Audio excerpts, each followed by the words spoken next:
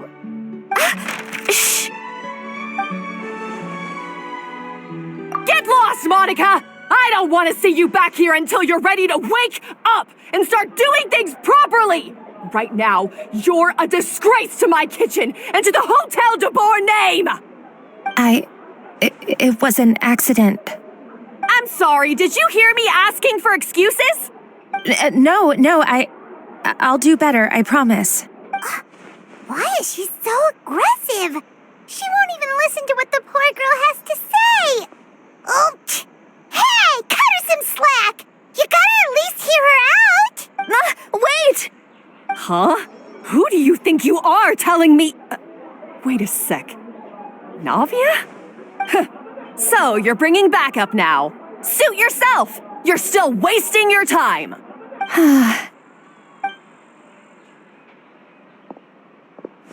Savannah, is this how you always treat your staff? My staff is right. I'm the one in charge here now. And last time I checked, the Hotel de Boer doesn't take orders from the Spina di Rosula. Of course. How you run your kitchen is none of our business. But when a member of your staff is so overworked he becomes gravely ill, that most definitely is our business. We're going to stand up for him, whether you like it or not. Overworked? I've said it before and I'll say it again. If Fermon can't handle the job, then tough luck.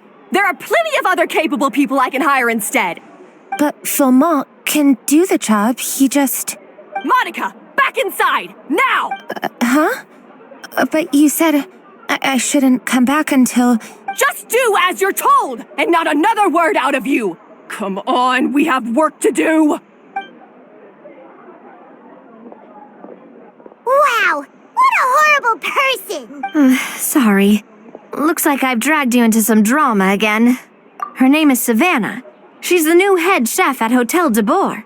Ever since she took the job, she's been enforcing a brutal work regime and putting a huge amount of pressure on her staff. One guy was so overworked, he collapsed from illness. He's been bedridden for days, and he can barely even talk properly. I'm sorry. It's all my fault. I don't deserve to be a chef.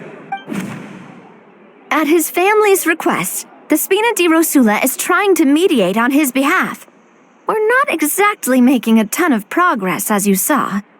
Savannah is adamant that Fermon's exhaustion and illness have nothing to do with her or how she's been running her kitchen. She's refusing to have any kind of meaningful dialogue with us. Our next thought was to talk to the other chefs at the restaurant and get a better idea of their working conditions. But with Savannah watching them like a hawk, no one has been willing to open up.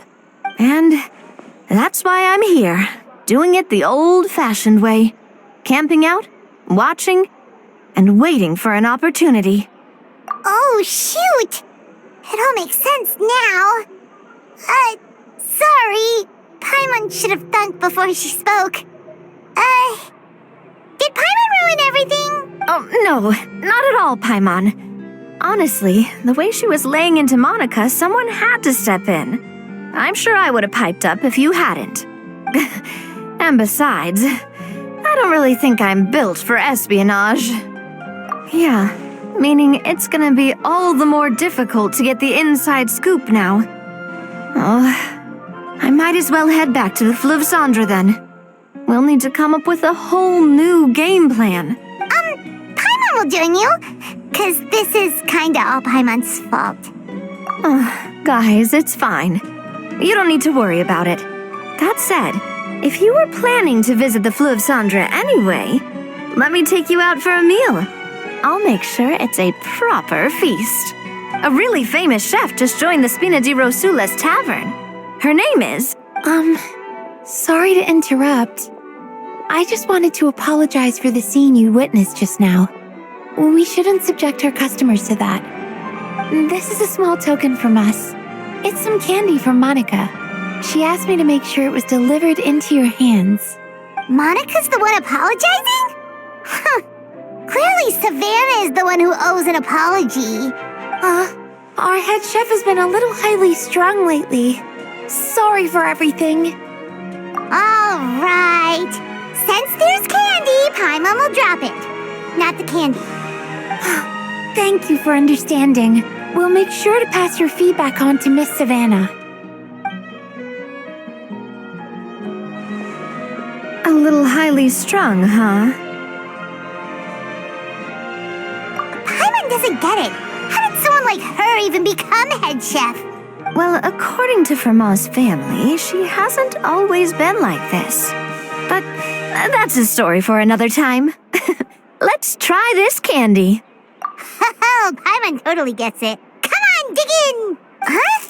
Hold on, there's something written on the wrapper. Find Escoffier? Escoffier? Could this mean... Huh? You know that name, Nadia? Yeah. Let's stick to the plan and go back to the Fleuve Cendre for now. That's where we'll find Escoffier anyway.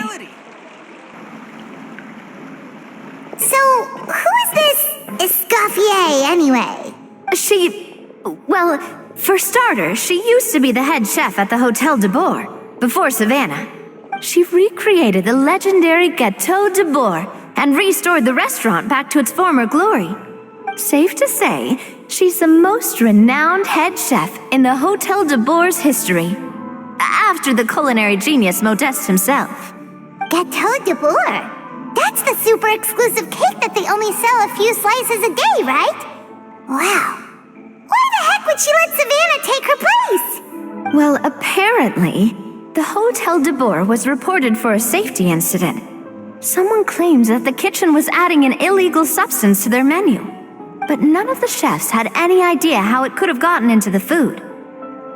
In the end, Escoffier decided that as head chef, she should take responsibility. And she was sent to the Fortress of Meripede. The Fortress of Meripede? Well, you're right. The quantity of the substance they found was fairly minimal. Even the guards believed the whole thing was probably just an accident. Escoffier didn't have to stay in the fortress for long, but still, by the time she returned, the role of head chef had already passed to Savannah. So that's what happened. Paimon still thinks it's really unfair. Even though Escoffier is no longer head chef at the hotel, she's still well respected by the staff. So, I'm guessing what Monica wants is for us to convince Escoffier to try and negotiate with Savannah on the staff's behalf. Oh, Paimon gets it! Monica wants Escoffier to come back and kick Savannah out. It's simple. If the new head chef is stressing everyone out, then the solution is just get the old one back. Well, about that... You thought cream of mushroom soup was ready to serve after 3.5 minutes on the stove. You'd have had more sense serving hot water with ice cubes. At least then you wouldn't have wasted all this perfectly good cream and mushroom. What do you say, Hilaire? I'm sorry, Cream. I'm sorry, Mushroom. As you can see, Escoffier is that kind of chef as well. You have to leave it on the heat for long enough to allow those flavors the chance to come out. Don't be fooled by the aroma when the water first starts to boil. Got it? Yes, Chef. Then go back and do it again. The customers are still waiting. Remember where you went wrong and don't repeat the same mistake twice. Yes, Chef.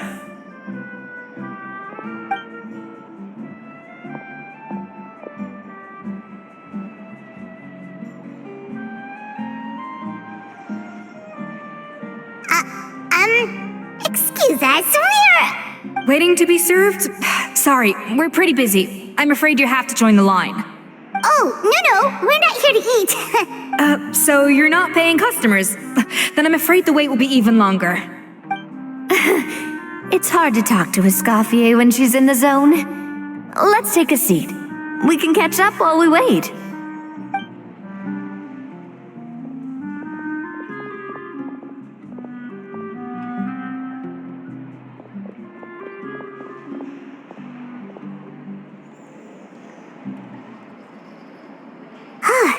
Looks like the rush hour is finally over. Is it always this busy here? These days, yes. I'd say business has tripled since Escoffier joined as temporary head chef. Well, in her words, the Hotel de Boer doesn't need her anymore. It doesn't look like she's got any plans to go back. I guess I'll be heading off then. Wait, take these home with you. We can't serve them now, and there's no sense in letting them go to waste. Oh, thank you, Chef. For what? Like I said, I just don't want them going to waste.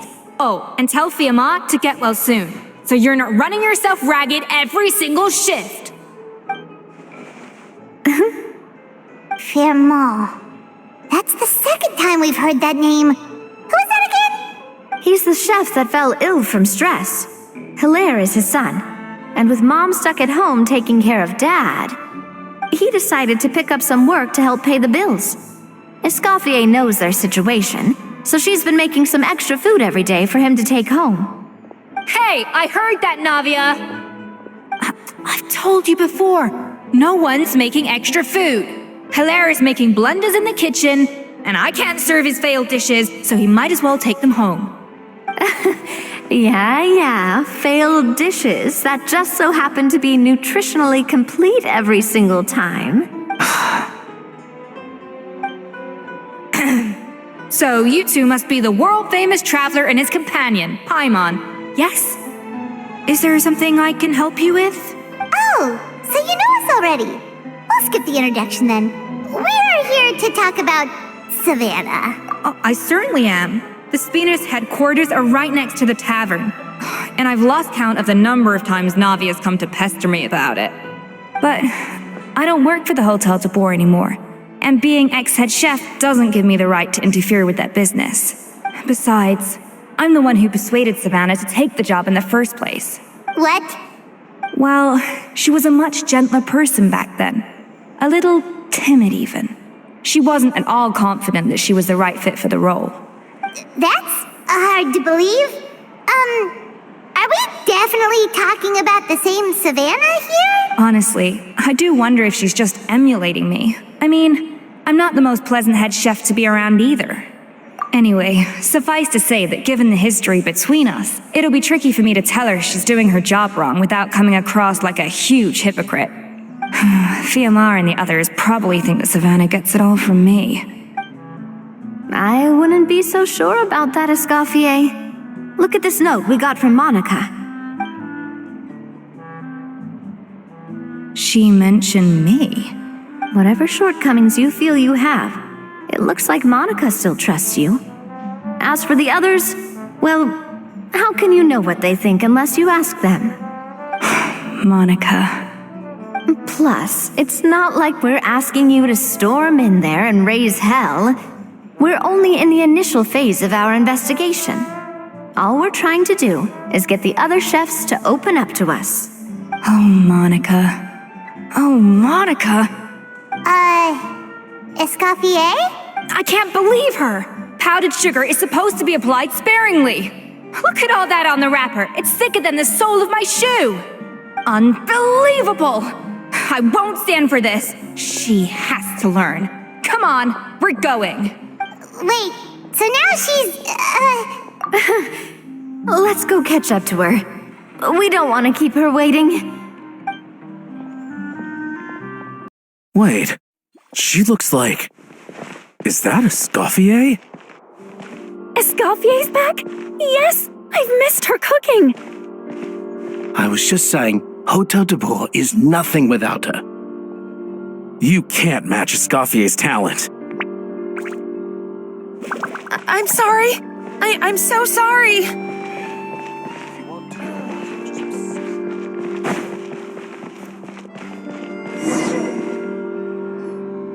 I'm sorry. I'm so sorry. I messed up your order. Oh, I wouldn't go that far. Maybe the taste is a little off, but if you hadn't brought it up, I don't think I would have noticed. But, please, you have to forgive me or Chef is gonna... Okay, I know. I'll kneel before you. What the heck? Get up, Monica!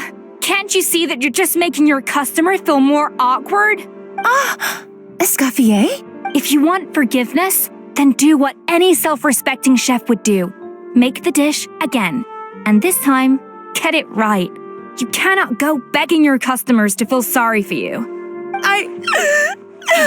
Savannah said that I'm not allowed back in the kitchen until I've corrected my mistake. But if I can't go back into the kitchen, I can't do the dish over. That's some backwards logic. How can you fix your mistake without being allowed to cook? If this is what Fermat had to put up with, then no wonder he had a breakdown. We apologize for interrupting your meal, sir. It's fine. With my layman's palate, it's not like I can tell the difference anyway. I was actually quite enjoying my meal until she appeared out of nowhere and started apologizing. Gave me a bit of a fright, to be honest. Oh, well, it's because Chef Savannah tasted a bit of the leftover soup from my pot and then threw me out of the kitchen. Gosh, that's pretty strict. Has she always been that way? I don't recall things being like this when Escoffier was head chef here. I gotta say, you're all looking a little worse for wear these days. I mean, Escoffier was strict too, but I think the difference is that her criticism was more constructive, so you knew what you did wrong and how to improve, and we all knew that it came from a good place. Chef Escoffier was hard on us because she truly wanted us to reach her level. But these days, whenever we make a mistake, we just get told to wake up, get your head in the game, or just do it again. And it's only gotten worse since word got out that Chef Escoffier had started working again in the Fleuve Cendre. Monica, you don't need to call me chef. I'm not the boss here anymore. Yeah, but through no fault of your own. What happened back then? That wasn't on you, and all of us know that. That banquet was a huge event, and so many staff were involved every step of the way. With so many moving parts, there's no way of knowing how that lumiline ended up in the food we served. Lumiline? What's that? A new drug from the Fontaine Research Institute, produced from an extract of the lumitoile. Apparently it sharpens the senses, so they used it to treat people with impaired responses to stimuli. Oh, yeah, I've heard about that. They found out you can use it as a flavor enhancer since it stimulates the taste buds. Makes things pretty addictive. They also found that overuse can have mood-altering effects and even lead to nerve damage. So it quickly ended up on the guards' list of controlled substances. Unfortunately, however, some food products containing the additive had already made it to the market by the time the guards banned it from the restaurant industry. Everyone knows that in all likelihood, someone probably just purchased a batch of contaminated ingredients by mistake. But you took all the blame. We all know why. You just didn't want to see this turn into a place where tensions are constantly running high. Because everyone's suspicious of each other all the time. And now look at you. A fry chef in the Fleuve Cendre. What are you trying to say? Sure, the Spina's Tavern is no Hotel de Boer, but come on. It's not that bad, is it? Oh, the Fleuve Cendre, you say? Great. That's where I'm dining from now on. Monica, I'm very happy with my current job. And there's no changing the past. We just have to let bygones be bygones. Besides, at the end of the day, I was the head chef, regardless of whose mistake it was. Ultimately, the responsibility lay with me. If only Savannah was half the boss you were. I'm sorry? Do you have a problem with my conduct as head chef? No, chef. So you do remember who's boss? Escoffier? I thought you'd left this place for good. What are you doing back here? What happened to you, Savannah? Why are you acting like this? When I turned this place over to you, You made me the head chef and gave up your right to tell me how to do my job. You're not the boss here anymore, so stop acting like you own the place. Whoa. Sounds like someone has a chip on her shoulder. Oh, Savannah! My God, have you grown a temper since I last saw you? Have you put even half the amount of energy into improving your cooking skills Or are you still using the Pluie Lotus as an off-brand marcotte, thinking no one can tell the difference? That's none of your business! What happened to not storming in and raising hell? Ho ho! I was not expecting to see something this spicy as soon as Escoffier returned. Huh? Fanagem? Aye, miladies. Might I make a humble suggestion? Given that we have ourselves a tête-à-tête between chefs at the Hôtel de Bord, I dare say it would be de rigueur to settle this the traditional way. The traditional way? That can only mean one thing. That's right. I'm talking, of course, about the tradition established by Modeste himself. The cooking contest! According to legend, the founders of Hôtel de Bord, Modeste and Savelli, used this method to resolve all of their disputes. Everything from petty arguments over next week's menu to disagreements over the strategic direction of the restaurant. The cooking contest would decide who had the final say. Huh. Sounds like they had a lot of free time on their hands. Ah, well, it might sound that way to us. But in fact, the cooking contest played an enormous role in motivating chefs to hone their skills, reaching new heights of excellence in the culinary arts. And indeed, the reintroduction of this institution in recent years has surely been instrumental in transforming the Hôtel de Bord into the top-ranking restaurant in Fontaine. Reintroduction? Someone brought it back? Who? What say you, Escoffier? Surely you of all people won't back down from this challenge. It was you who put the rule in place, after all. Sure, I reinstated it, but I'm not a chef at Hôtel de Bord anymore. Isn't this bending the rules a little? I see no issue as long as both sides agree to the terms. We could simply treat it as an exhibition of sorts. Savannah, any objections? Exhibition. Huh. No. If we're going to battle it out, let's put it all on the line. If I lose, it's up to you what happens to me. I don't want anything to happen to you. But if you lose, you hand over the Codex de Bord to me. What? The Codex de Bord? Only the legendary handbook written by the original head chef Modeste. It contains all his secret recipes, including Gâteau de Bord. It's the greatest treasure in Fontaine's culinary world, and only the present and former head chefs of the Hôtel de Bord have the right to read it. Present and former? Wait, but that already includes Savannah, though. What do you want that old thing for? You have your own copy, don't you? Don't take me for a fool. You know perfectly well what I mean. I want your copy, the original version, the one you took with you when you left us. I'm sorry, I must be missing something. You know, there's no difference between the original and the copy, right? They contain the exact same recipes. Stop trying to change the topic. What's wrong, Escoffier? Scared you're gonna lose to me? Or are you scared of me getting my hands on the original codex? Savannah, you may remember that we gave her the original as a parting gift to thank Escoffier for her years of service. Asking for it back feels a little, Oh, I'm sure it won't be an issue, as long as both sides agree to the terms. Those were your words, weren't they? And as for the contest itself, let's make it a bake-off. Gâteau de Bord, per the recipe in the codex. Well, Escoffier, you against me. Are you in or out? You sound surprisingly confident. All right then, let's see how much you've actually grown. I hope you surprise me, Savannah. I'd hate to find out that all you've learned after this long is how to chew people's heads off. Believe me, I'll show you. Escoffier, are you sure this is a good idea? You accepted her terms a little hastily. Oh, it'll be fine. Let's head back to the Fleuve Cendre so I can get prepping. When will Winnie and Lynette do another show? I do apologize. This whole ordeal reflects rather poorly on us. I'm afraid it's not quite that simple. The Hôtel de Bord runs as more of a partnership, you see.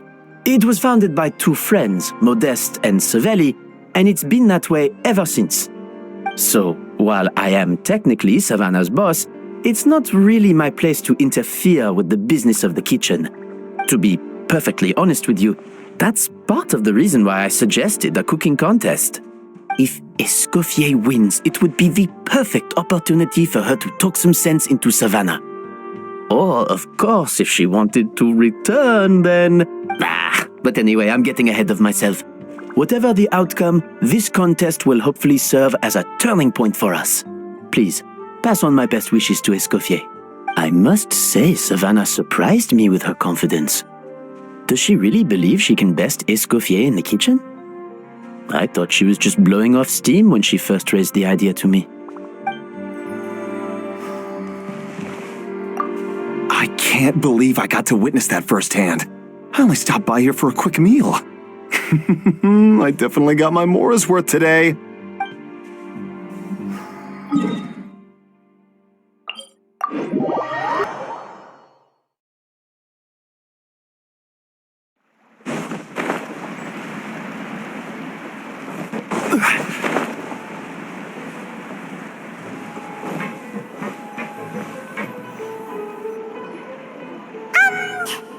So, this whole bake-off thing kind of came out of nowhere. Was it really sensible to just go along with it? Well, I got a sense that she's holding something back. But we chefs always express ourselves in our cooking. So if she won't talk, this might be the best way to find out what's really going on with her. Huh? Holding back? Sure didn't sound that way to Paimon. Escoffier only picked up on it because she's the same way. Always closed off, never letting you know what she really thinks. That's patently false, at least where your macarons are concerned. I've been nothing but truthful with you about the disgraceful amount of sugar you use. Okay, that's one case where you can keep your thoughts to yourself. Oh, that? Well, it's not so much a recipe book as a diary of Modeste's adventures. Back in the day, he and his good friend Savelli explored far and wide, partly adventuring, partly looking for new ingredients and developing new recipes. Their creations had an enormous influence on the course of Fontaine cuisine, turning it into a much more vibrant and diverse scene. For instance, legend has it that the original Gâteau de Bourg was made using a special secret ingredient that Modeste discovered on one of his adventures. So rare was the ingredient that they could never make more than 16 slices of the cake per day. But everyone who tried it claimed that it was one of the most blissful and invigorating things they had ever tasted. Modeste and Savelli went on to found the original Hôtel de Bourg, which catapulted them to stardom in Fontaine's culinary world. Especially Modeste. He was hailed as a once-in-a-generation genius, and over time, the recipes from his adventure log became known as the Codex de Bourg. Paimon's heard this kind of story before. Armed with the Codex, the Hôtel de Bourg took its rightful place as the finest restaurant in the land, serving those recipes for centuries to come. Something like that? What? No, of course not. Cooking is a constantly evolving art form. How could any restaurant survive if they only served food that was popular last century? Anyway, never mind centuries. Savelli and Modeste parted ways not even 10 years after their rise to fame. Then, Modeste passed away while he was still in his prime. And that was it. The end of the Hôtel de Bourg's heyday. It fell into decline, and for most of its history, it was just a nondescript place with a couple of cheap tables. It's only in recent decades that it started recovering. Even then, it still took numerous relocations and changes of management before we finally ended up with Vanigem and the restaurant we have today. Oh! So the Codex really isn't all that, then. Paimon figured it was like one of those mystical books they have in Liue's martial arts novels, where the main character learns all their secret powers from. Yes, well, that's fiction, and this is reality. You can't meet the tastes of modern diners by following some ancient recipes from a dusty old book. Case in point. Even the Gâteau de Bourg they sell now is actually Escoffier's reimagination. Wait, really? Why though? Didn't that recipe make it into the codex? It did, but like I said, it's a dusty old book now, and the records aren't as legible as they once were. Not to mention that there's no way of finding the secret ingredient Modest wrote about. So, reimagination is right. I consulted some historical records and took what I could from the codex. But ultimately, the Gâteau de Bourg of today is my own recipe. As for why we gave it the same name and kept the tradition of only selling 16 slices a day, well, you've got Venegem's business sense to thank for that. Oh, huh. Well, that kind of takes all the mystique out of it. Hey now, it might not be the original Gâteau de Bourg, but it's still the most delicious cake in Fontaine today. And who knows, maybe Escoffier's version is more suited to your palate. Just think, if the original truly was the perfect cake you're imagining it to be, there's no way the recipe would have been lost to history, right? Not to mention that the Hotel de Bourg never would have fallen into a slump. Anyway, before I left my role as head chef, I made a copy of all the recipes from the codex, including my own improved versions, and turned them over to Savannah. So why is she so interested in the original copy? Could it be a symbolic thing? Like, whoever holds the original Codex de Bourg is the true head chef? Well, it was clearly precious enough to give to Escoffier as a parting gift. Meanwhile, Savannah only got a copy. Maybe from her point of view, it's like management doesn't truly see her as being worthy of the role. You think so? The only thing is, it was her suggestion to gift me the original in the first place. Well, a joint decision by her and Venegem. But still. What? Huh. Guess she's had a major change of heart since she became head chef. Yeesh. Who knows? We could speculate forever. Better to just let our gâteau do the talking. It means besting her in this bake-off, and then getting her to explain herself, even if I have to beat it out of her with a spatula. However much she's changed since we worked together, I believe that she still has her chef's pride. And if she respects the art, she'll respect the outcome of our contest. Well, I'm confident that you and your spatula can get justice for Froment. All you need to do now is win the contest.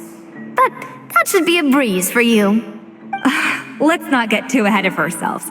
Gâteau de Bourg is very complicated to make. Usually, it takes 3 chefs working in tandem to cover everything. Now, if I had to push it, I could probably do the work of 3 chefs myself. But I'd prefer to play it safe if I can find a couple of assistants in time. Well, that's easy. The 3 of us are veterans in the kitchen. You just need to pick 2 of us. Well, I have heard the Traveler is an accomplished cook, as well as a warrior. But be warned, I will hold you to exceptionally high standards. Think you're up to the task? Oh, count me in too. I've spent weeks perfecting my macarons after your scathing review. Even if it means competing against the Traveler, so be it. I'll show you what I'm made of. Confident. I like it. Alright, let's start with some elementary mise en place. Show me your knife skills. I've always called it chopping stuff up, not mise en place. But it's basically the same thing, right? Oh, Navia. The difference in your case is that looks like you found that easier than I expected. Yeah, thankfully it was pretty straightforward in the end. You made it sound like we'd be carving statues out of fruits or something. Well, brace yourself, because the next step is anything but straightforward. I'll be using this cold press to extract flavor compounds from the ingredients. A kind of special food processor I got the Fontaine Research Institute to make for me. It uses cold temperature extraction to isolate the essence of cooking ingredients, which can then be used to flavor dishes more precisely. But this isn't exactly standard kitchen equipment, so that probably didn't make a whole lot of sense. Let me give you a demonstration instead. Custom-made equipment from the Fontaine Research Institute, huh? That's some pretty high-tech food prep. Paimon's never used anything this weird before. Cool. No, weird.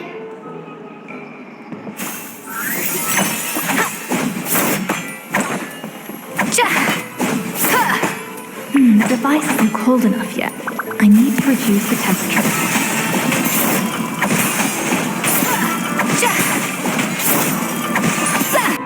And done. These are the flavor compounds extracted from our ingredients. I processed all the fruit you chopped up earlier. Wow! Even the smell is so much more concentrated. What next? Do we add all this stuff in? Absolutely not! Throwing everything in at once will ruin the balance of flavors.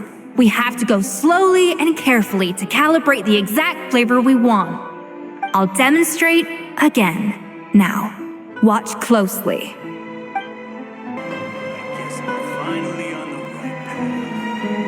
Slowly and carefully. Not a drop too much and not a drop too little.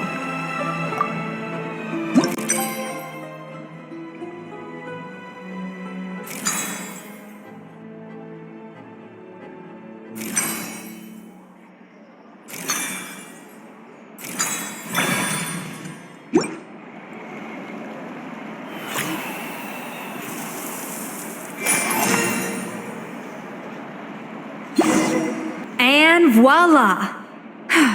Now it's your turn.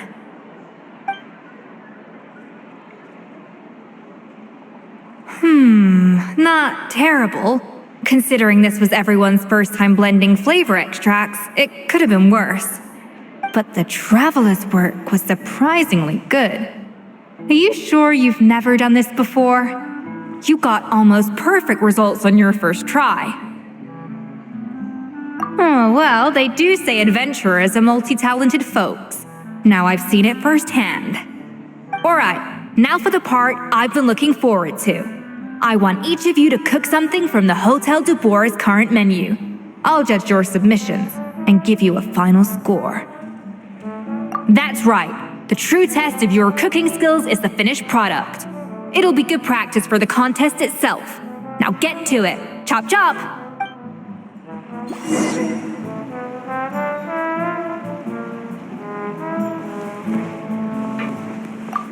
How's it going? Have you picked a dish yet?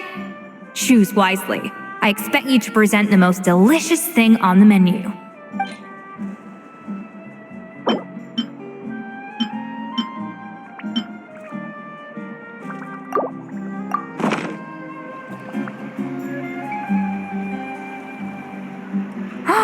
Look at that! With the grace of a snow-winged goose, as I like to say. Now, let the grating commence. Pretty good, right?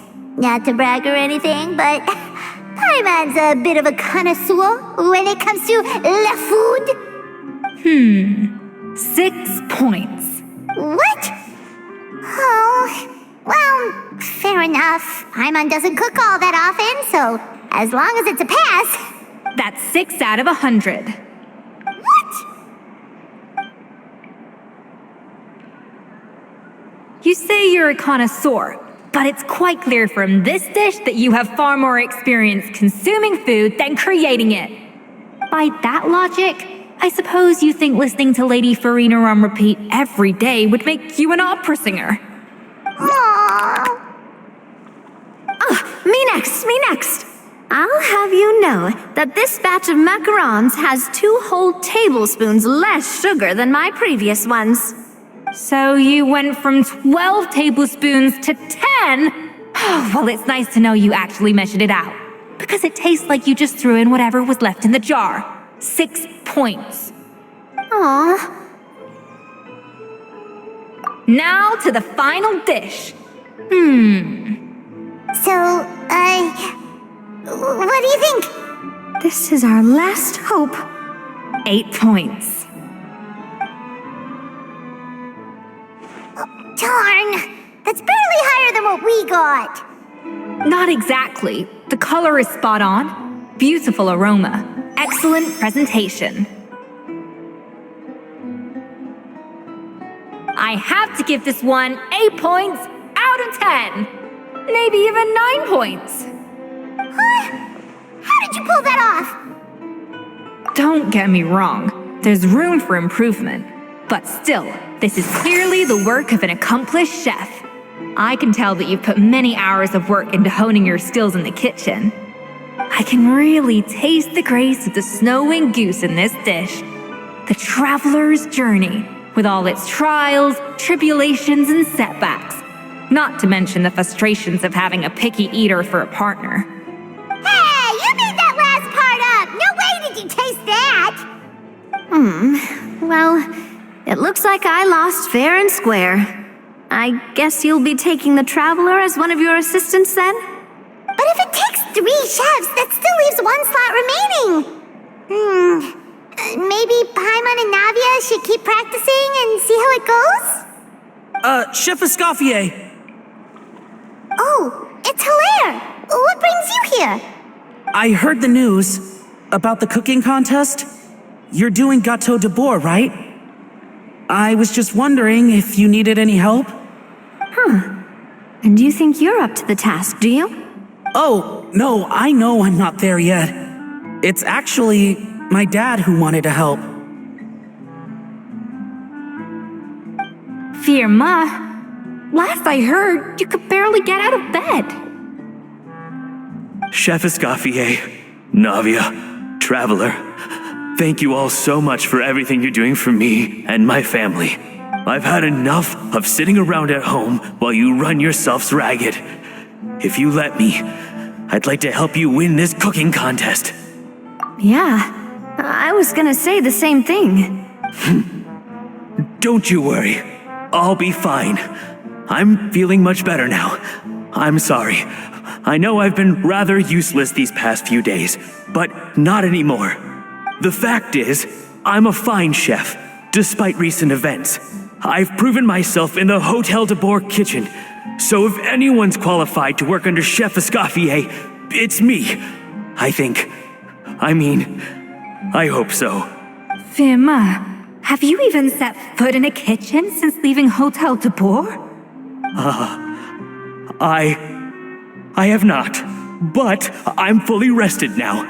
I know I can handle it. I'll prove it. Let me whip something up for you right now.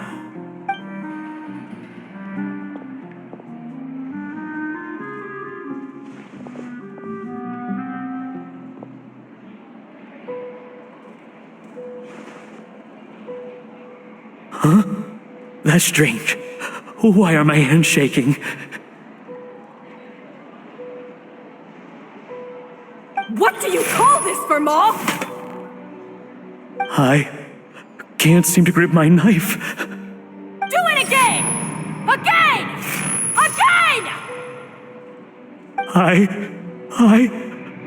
Hopeless. Get out of my kitchen yesterday. Dad, what's wrong? I don't understand. I was feeling so much better, and then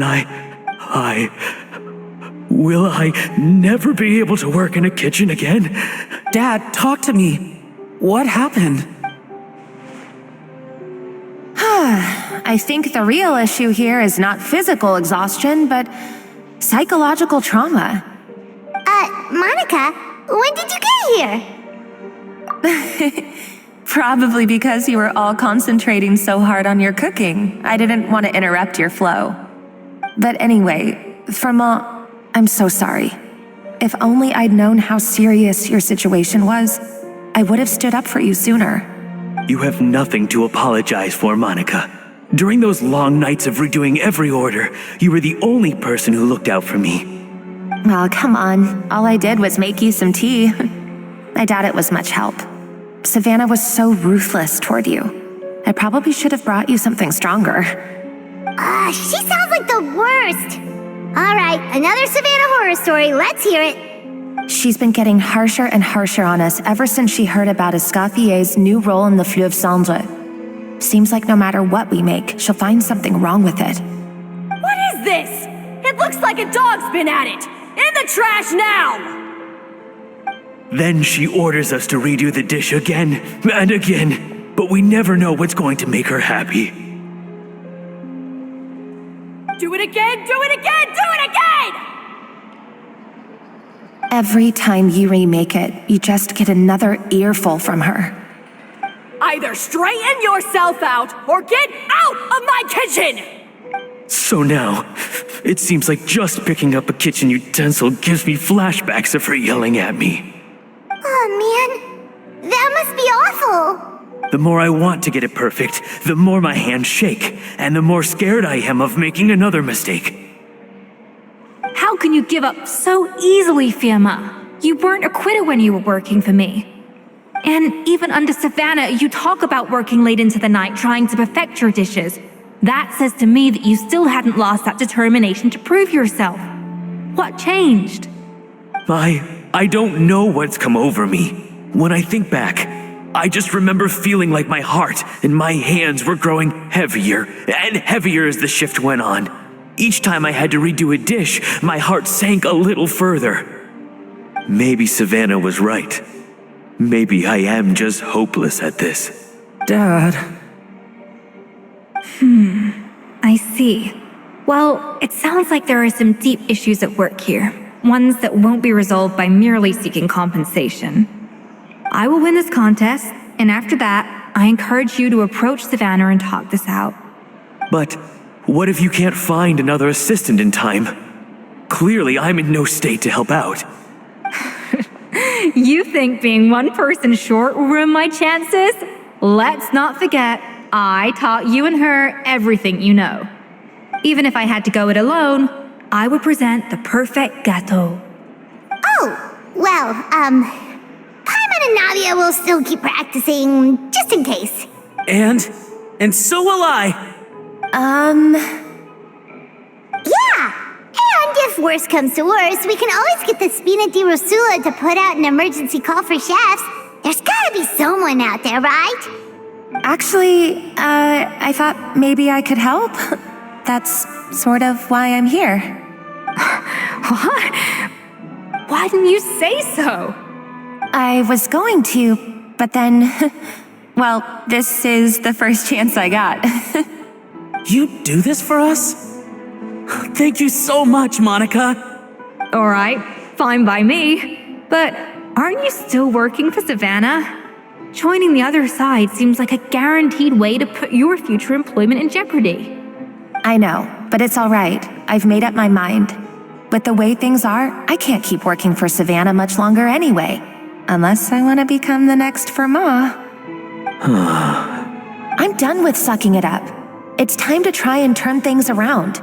If this cooking contest can get Savannah to see the error of her ways, then I'm sure she'll forgive me for this. Well, Paimon didn't think we'd be poaching from Savannah's staff to get our third person, but there you go. Anyway, Monica's a professional chef, so nothing could possibly go wrong now. Great! Then it's settled. And to congratulate you all on making the team, I propose a Spina-sponsored meal to celebrate. Spina-sponsored? Wait, you mean I'm cooking? Well, I promised the traveler a feast in the Fleuve Cendre. And I know how much you've been looking forward to it. Yeah! Feast, feast, feast! All right, if you insist, then prepare for some of the finest food of your lives.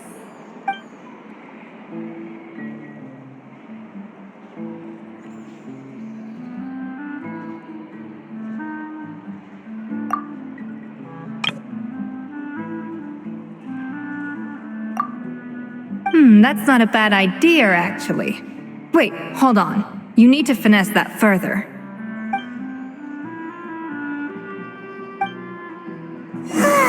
That was a dream come true. Paimon never knew Fontanian cuisine could be this good. Finally on the right path.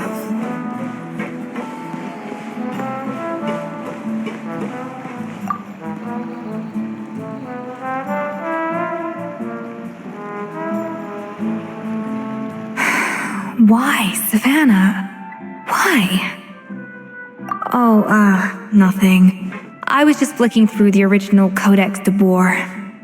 I wanted to see if there was anything I'm missing, something I hadn't noticed before, that might explain why Savannah's so desperate to get her hands on it.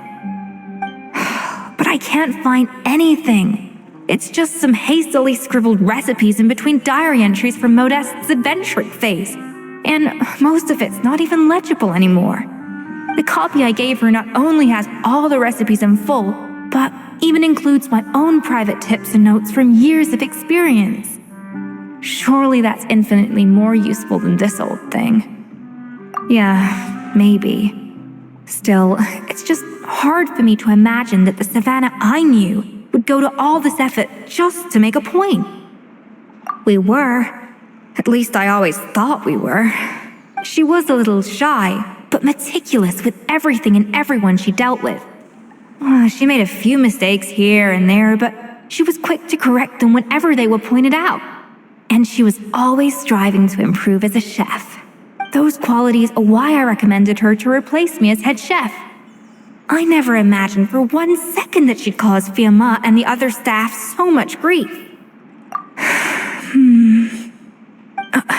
Well, I mean to an extent, of course. I pushed hard for her to get the role.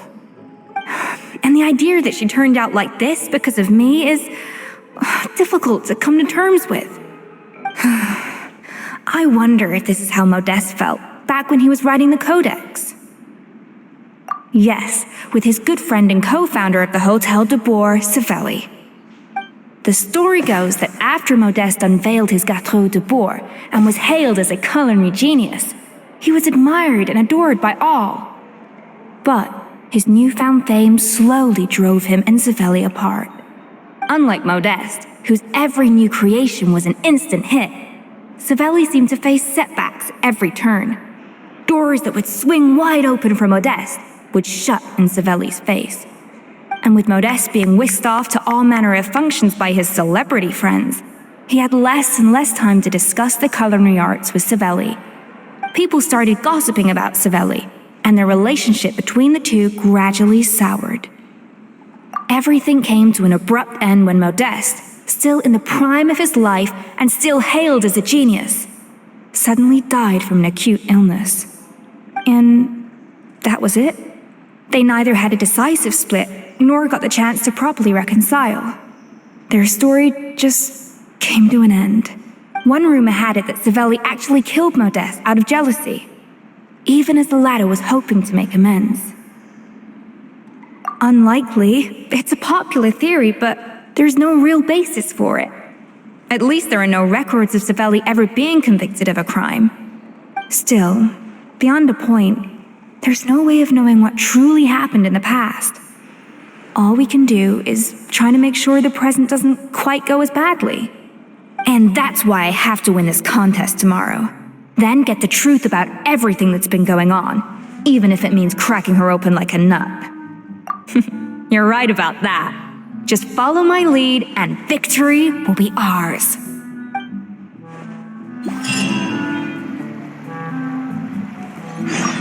Let's hope that Savannah isn't all sizzle and no steak. After all the work we put in, it would kind of be a shame if tomorrow was a complete cakewalk.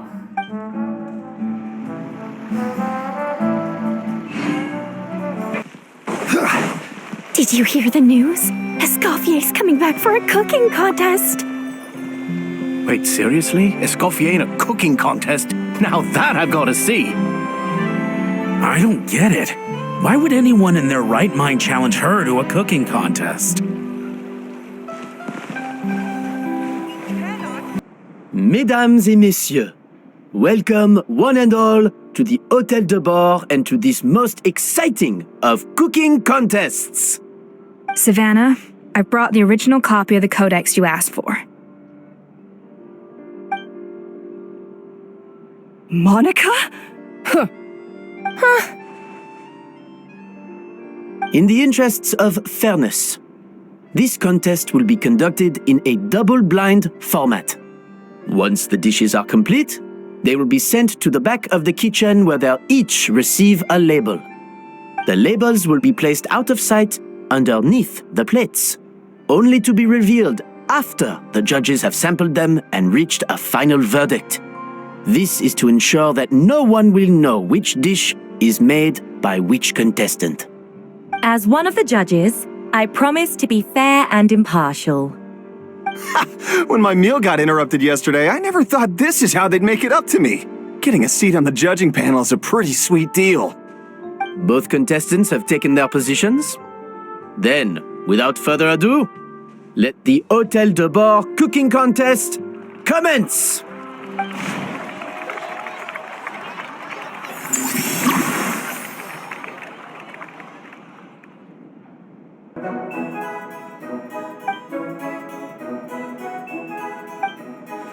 Monica, Traveler, it's go time.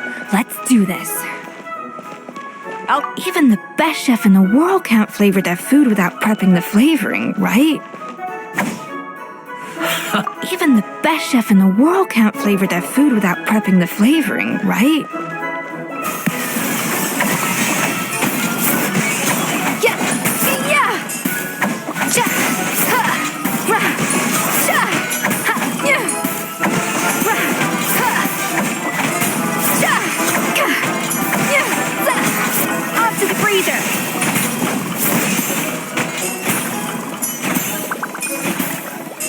That should be enough flavoring.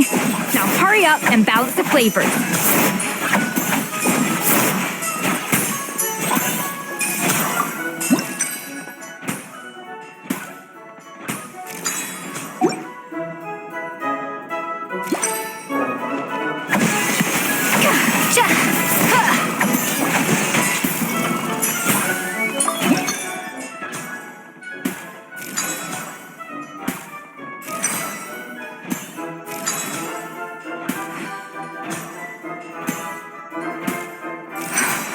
Stay calm, Escoffier. There has to be a way to balance the flavors.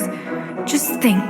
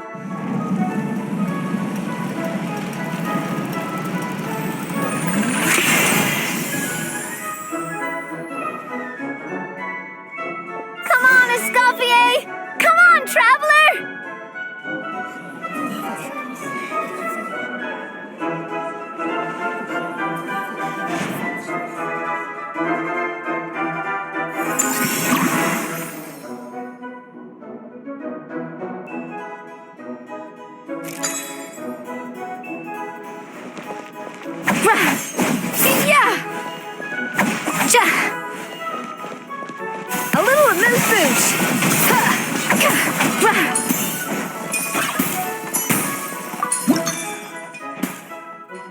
The balance of flavors is about right, but the quantity is too low.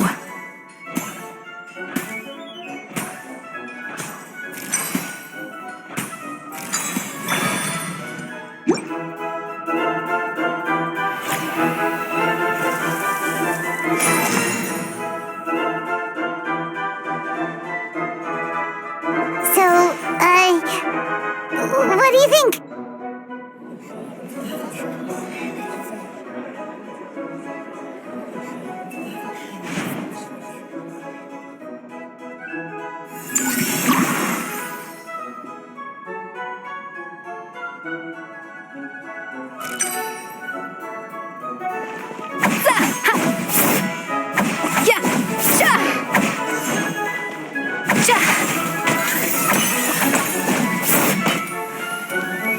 Escoffier is already on the final step of the recipe.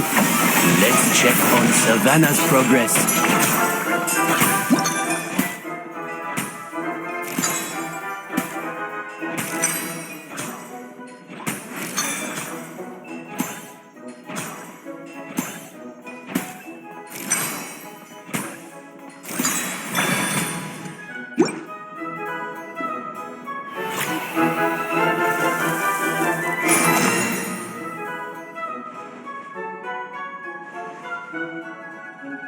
You can't match Escoffier's talent.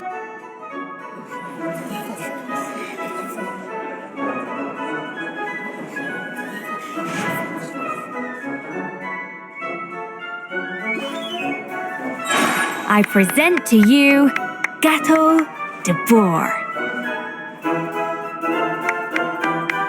Pinnacle of excellence!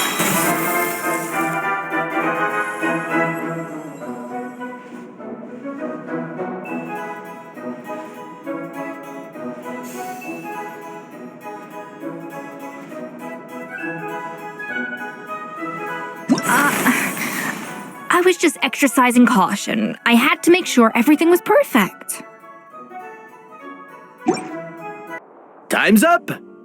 Contestants, please take your dishes to the back.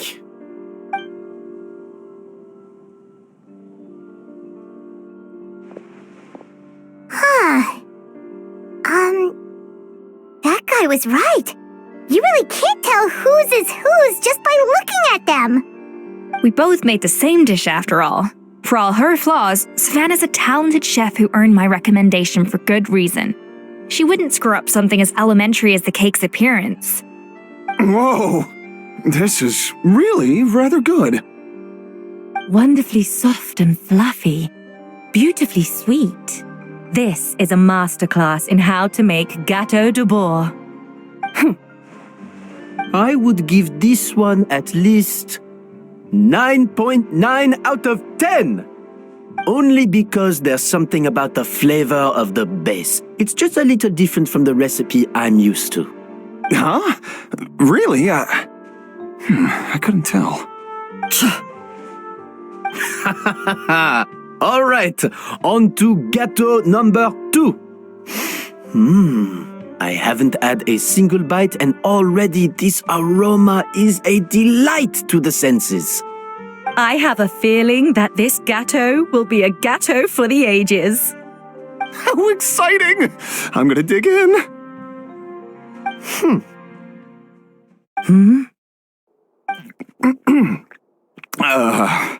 I think maybe someone got a little carried away when they were adding the sugar. Not just the sugar, it's the flavors too. This is all over the place. Who made this? It appears the decision is unanimous. This gâteau is far below the standard we would expect.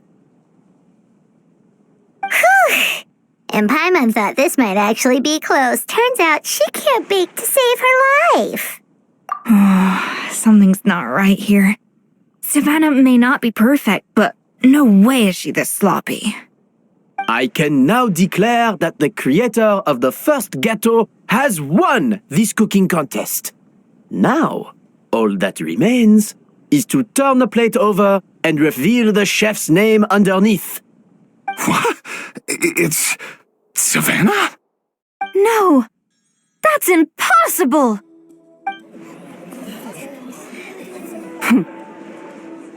Hey, Savannah! You cheated, didn't you? You cheater! What did you do? Oh, you swapped the plates, didn't you?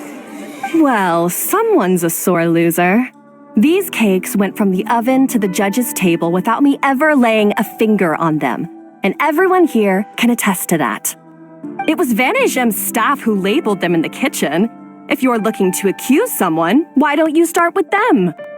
Isn't it more likely that Escoffier's lost her edge? Oh, or maybe her assistants let the team down. You take that back! Judges, we demand a rematch. That's enough! What's done is done. As head chef, or rather as team lead, I take responsibility for the dish I served. Whatever went wrong and however it happened, I should have spotted it. Savannah, I didn't think you'd stoop this low just to beat me in a bake-off. What happened to your chef's pride? I don't know what you're talking about. If you want the Codex de Bourg that much, you can have it. Escoffier, no!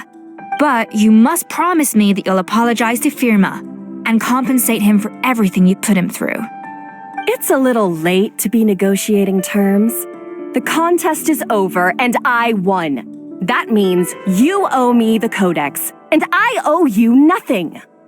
Look, Savannah, you may have fooled everyone else, but can you really fool yourself?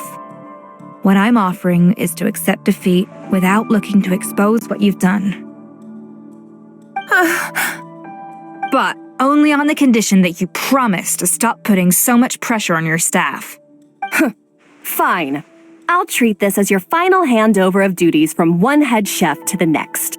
So, will that be all, ex-head chef? Or is there any other unfinished business you'd like to leave in my hands? I didn't mean that to be a scolding from your former boss, just a word of advice from a fellow chef and a friend. But I don't know if you're even open to input from other people anymore. I know what I'm doing. I don't need your advice. All right, fine. I'm glad to hear it.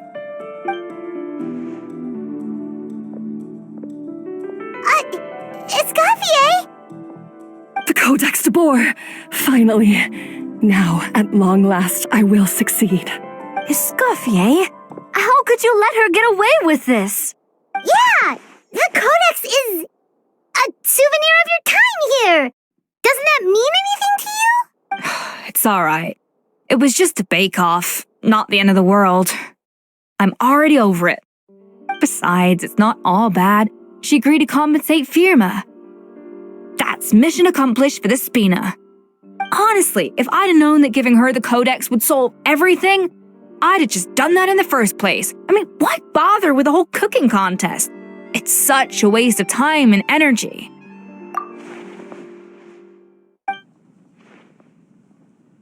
No. No!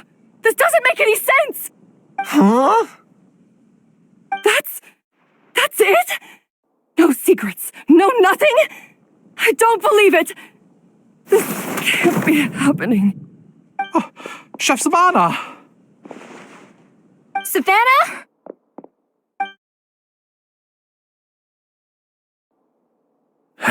It's nothing life-threatening. Just a lot of pent-up stress and exhaustion. Oh, I knew it. Pent-up stress? The truth is, however hard she might be on the rest of us, the person she puts the most pressure on is herself. Yes, there are nights when she makes us redo things over and over into the wee hours. But for her, it's every night. She'll hide herself away in the kitchen, working on new techniques and recipes, and only realize how long she's been at it when we come to work the following morning. But why? Why would she do that?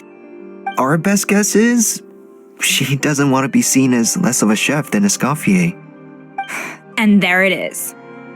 Even so, that's no excuse for taking her anger out on the rest of you. Yeah, and it's definitely no excuse for cheating in the cooking contest.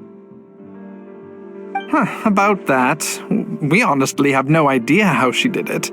We were focused on our own work the whole time, like she asked. Leone and Algalia were the ones I tasked with labeling the cakes. I've already spoken to them both. They're at a loss to explain it too. Not to worry. Come on, join me downstairs. I'll interrogate the guilty gâteau myself.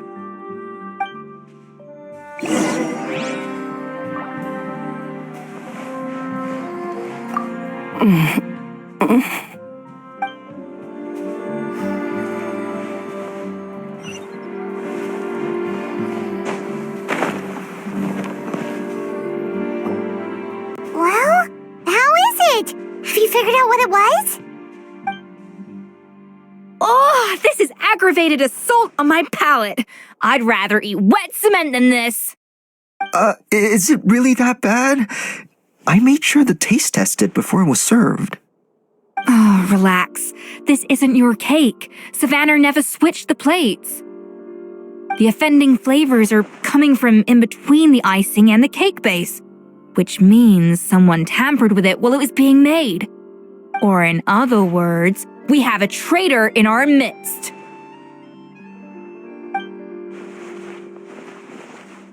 I'm sorry. I was forced into it. It was Chef Savannah. She said if I didn't cooperate, she would... Calm down, Monica. I've already accepted defeat. And if I wanted retribution, I would have brought this up when the results were announced. Whatever's going on with you, just spill the beans. There's no need to hide it. I was the one who caused the food safety incident that one time. Food safety? Wait, you mean the Lumaline incident?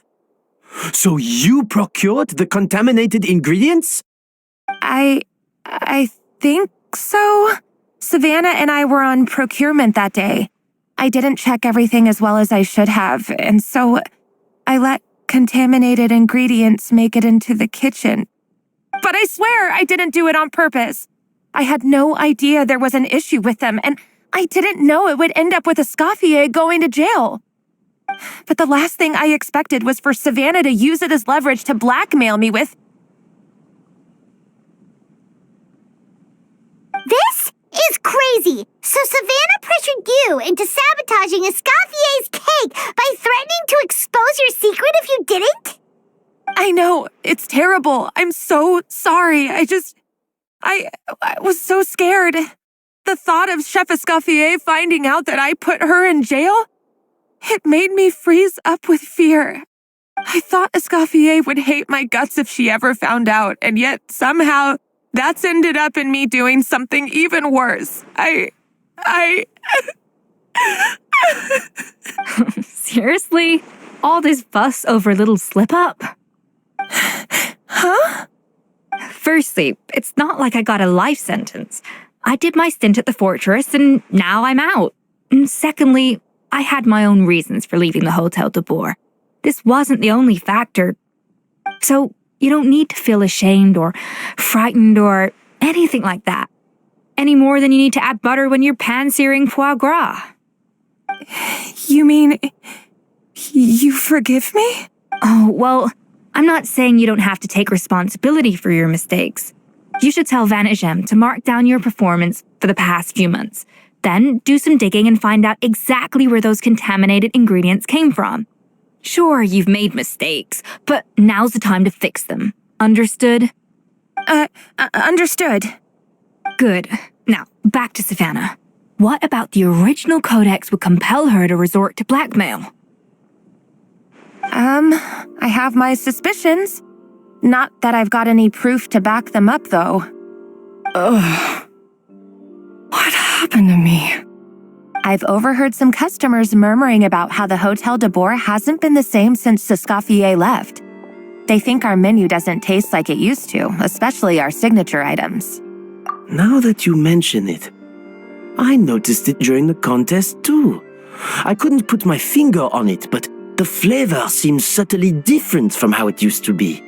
But the difference was so small, I'm sure no one would notice it besides our most loyal customers and true dessert connoisseurs.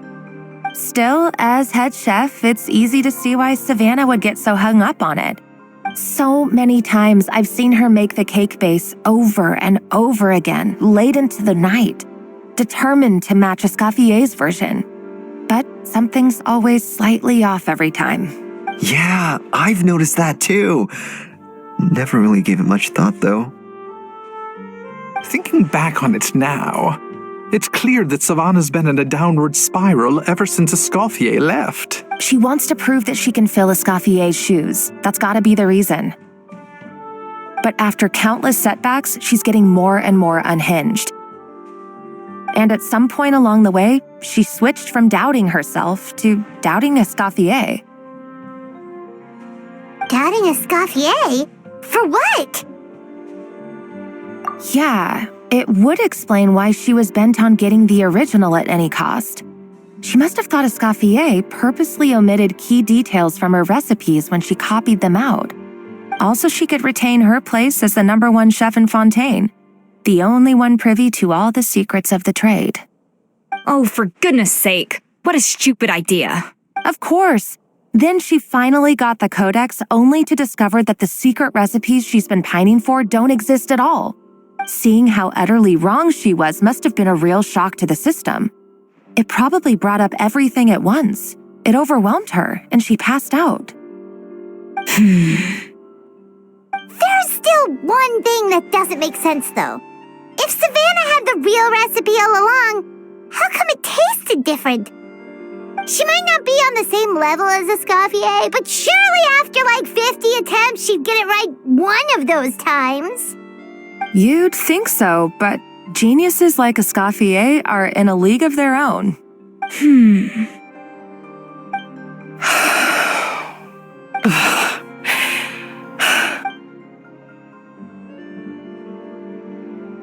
New head chef, you say? What's her name? I don't think I've heard of her before. I wonder, can the Hotel de Boer keep its edge without Escoffier at the helm?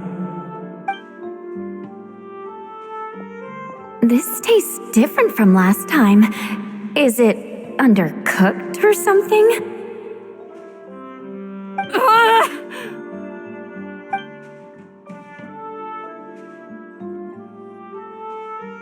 Take this. It's a copy of the Codex de Boer. From now on, you will be its keeper. Don't listen to the doubters. If I say you can do it, then you can do it. Even if you don't believe in yourself, at least believe in me. Hey, did you hear me? Once I'm gone, the restaurant is all yours.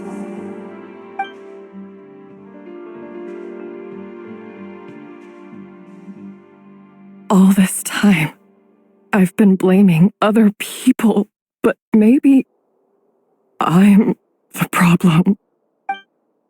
I sincerely apologize for putting everyone out. Savannah's awake now, but I don't think she's ready to speak to anyone yet. Let's give her the day to calm down. I'm sure you'll have the chance to talk everything out tomorrow. In that case, I'll go and update for Ma and his family. I wonder what he'll make of all this. So, we'll come back tomorrow then. That was a long day. I think I've earned myself a sweet treat when I get back home. Oh, nice! Macarons? Or are you gonna switch it up this time?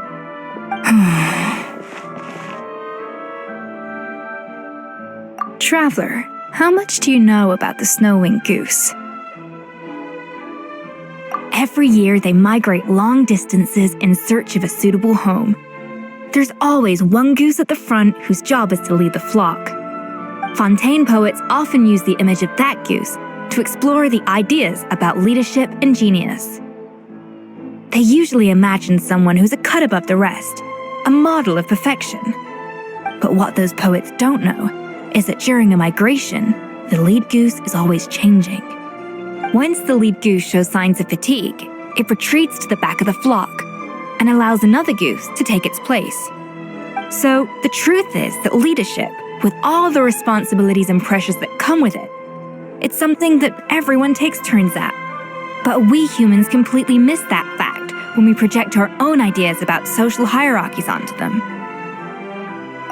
I guess what I'm saying is, I don't buy into this notion that there's some sort of gulf between normal and genius.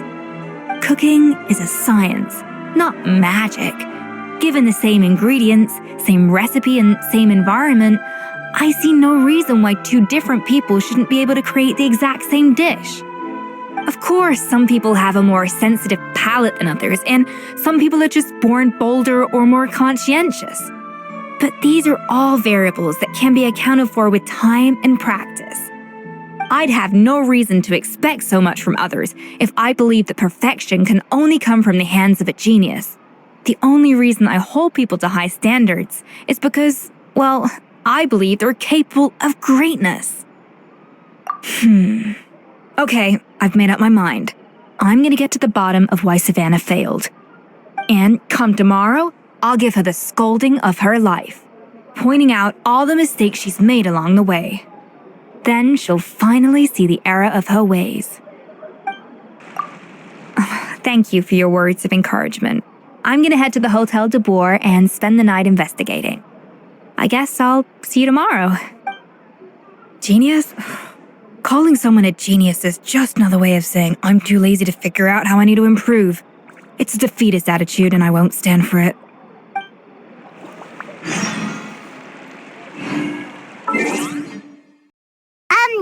Why are we here so early? Our meeting with Van de Gem isn't for a while. Check on her? Why? What happened? Oh no. Escoffier, are you alright?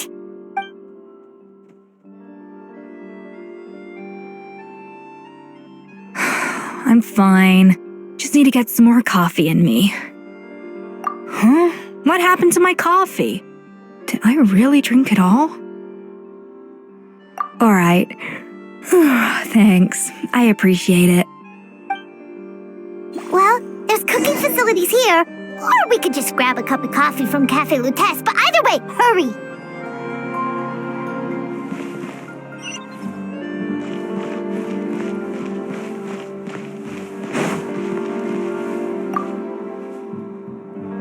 Coffee. Need coffee.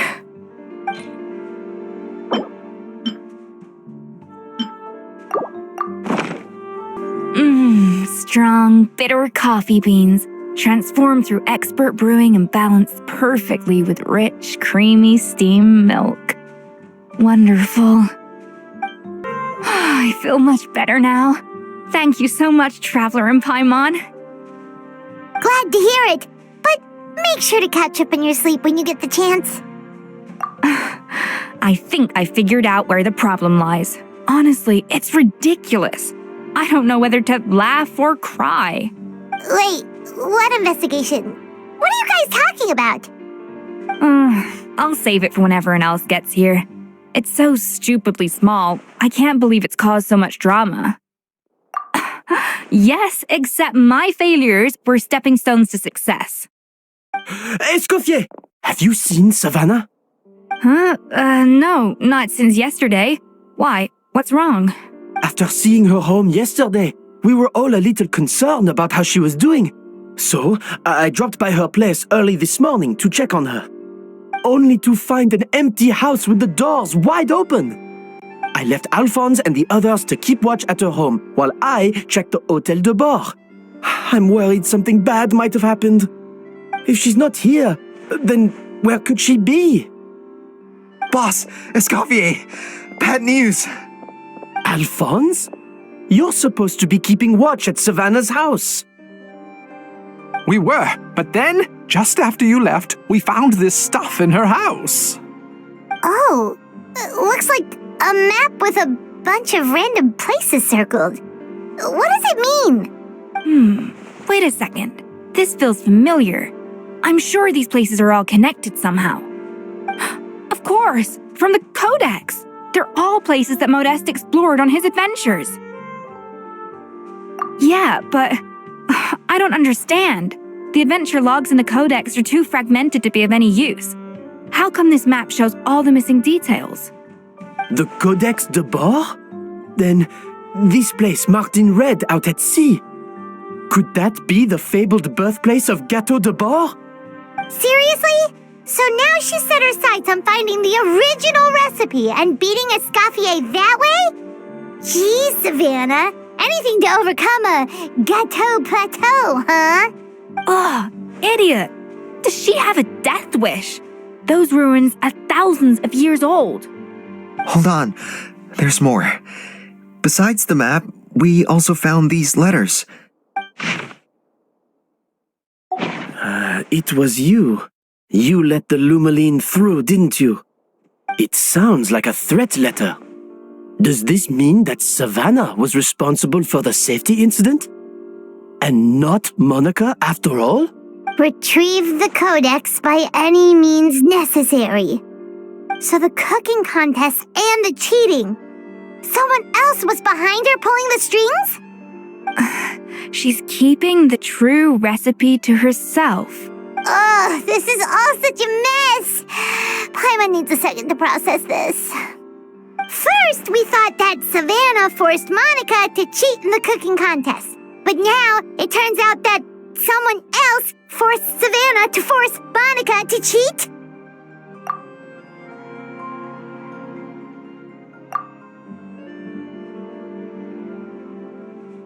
You're finally here. Of course. I should have put 2 and 2 together as soon as I read your threat letter. The food safety incident. The demand for a cooking contest. The instruction to blackmail Monica. Even the suggestion that Escoffier was keeping secrets from me. It was all part of your grand plan, wasn't it, Monica? We should be getting close to the spot marked on the map. Of all the stupid things she's done, this really takes the cake. The moment we find her, I'm gonna curse the living daylights out of her.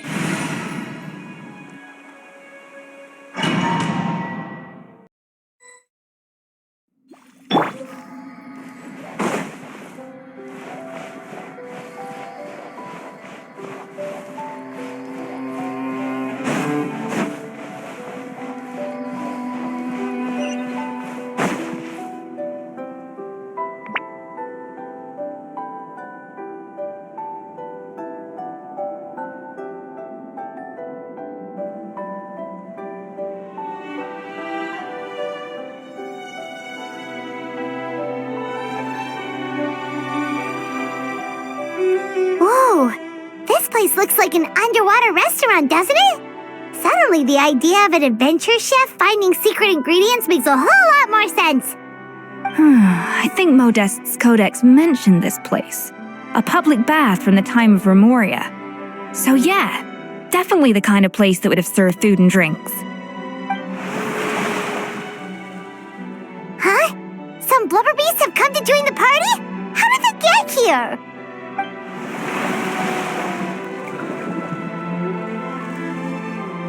Aw, they ran off! That could be easier said than done. Something's blocking the entrance. Well, did Modeste mention it in his adventure logs by any chance? They must have gotten through somehow. Good point. Yes, that's right. It's coming back to me now. We prepared a banquet for our shy little guests, and as the food flowed away on the current, they broke into a joyous chorus, and the path opened to us. We have to feed the blubber beasts? With what? There's nothing here besides rocks, romaritime flowers, and lumitoile. See, this is why you should always bring snacks. You never know when you're gonna need them. Now we have to head all the way back to shore and grab some. There is no time for that. Romaritime flowers and lumitoile will have to do. They may not look appetizing to us, but who knows? They could be blubber beast delicacies. Wait, we're seriously gonna try this?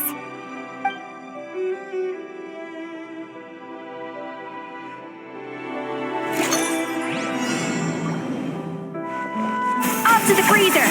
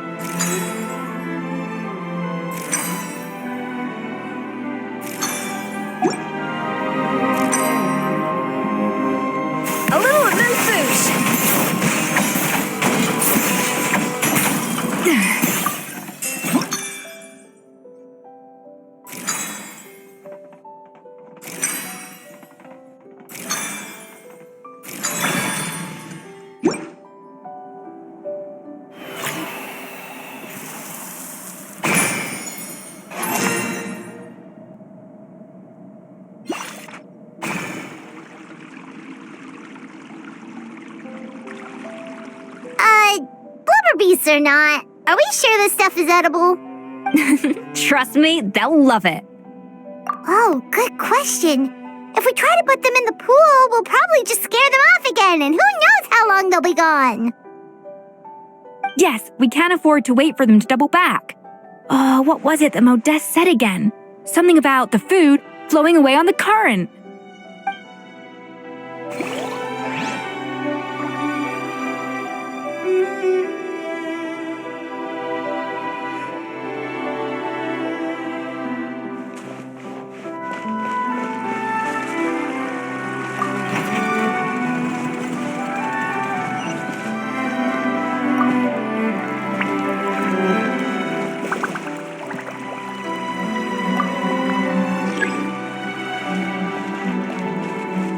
Hey, be careful! Scare them off too much and they might not come back again.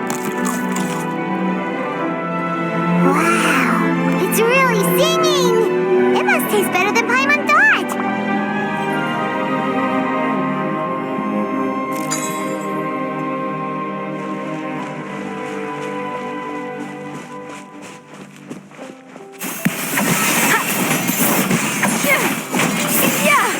The tracks turned back again. Oh, so annoying.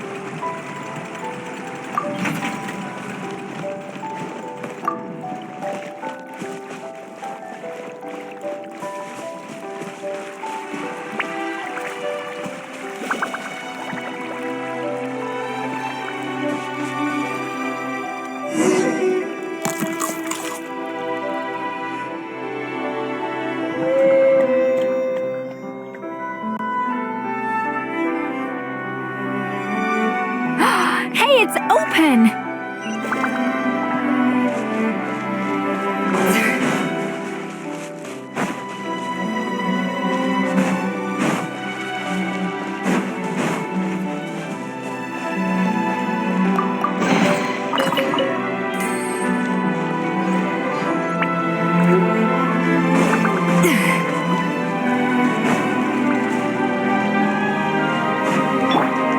Try and stop me!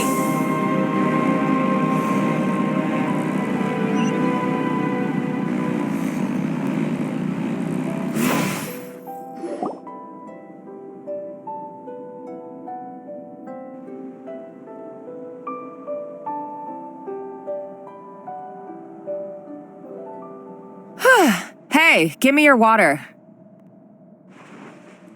Here. I said your water, the one you just drank out of? Sure.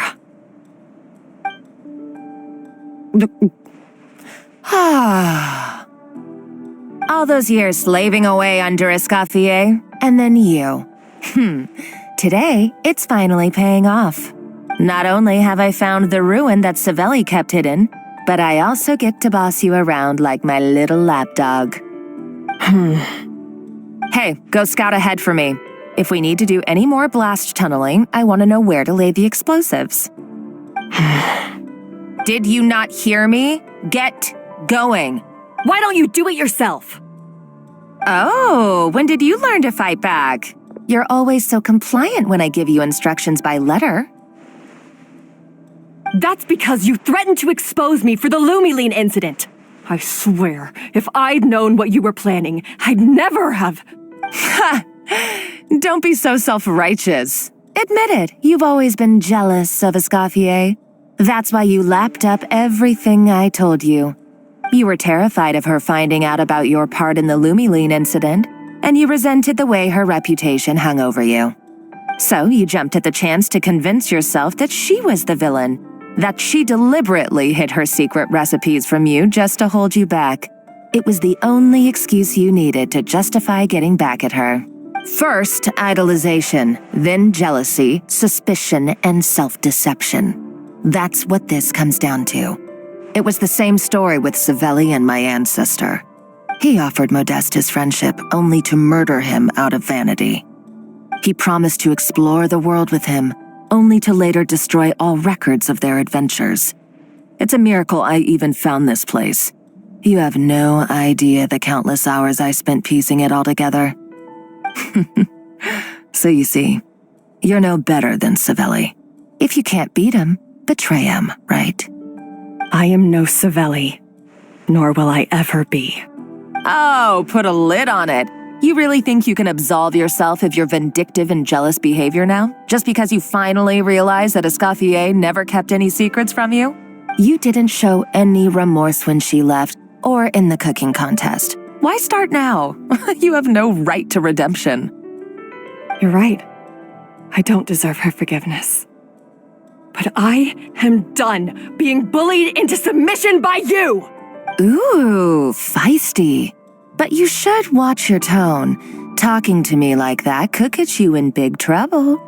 I somehow doubt that, since I poisoned both our water bottles. What? Ever since I learned the truth, I've been biding my time, waiting for this moment. You've played me like a fiddle for so long, and now this is payback! But you drank it too! It's what we both deserve. This is the price we must pay for betraying Escoffier. You'll die here with me, Monica! You.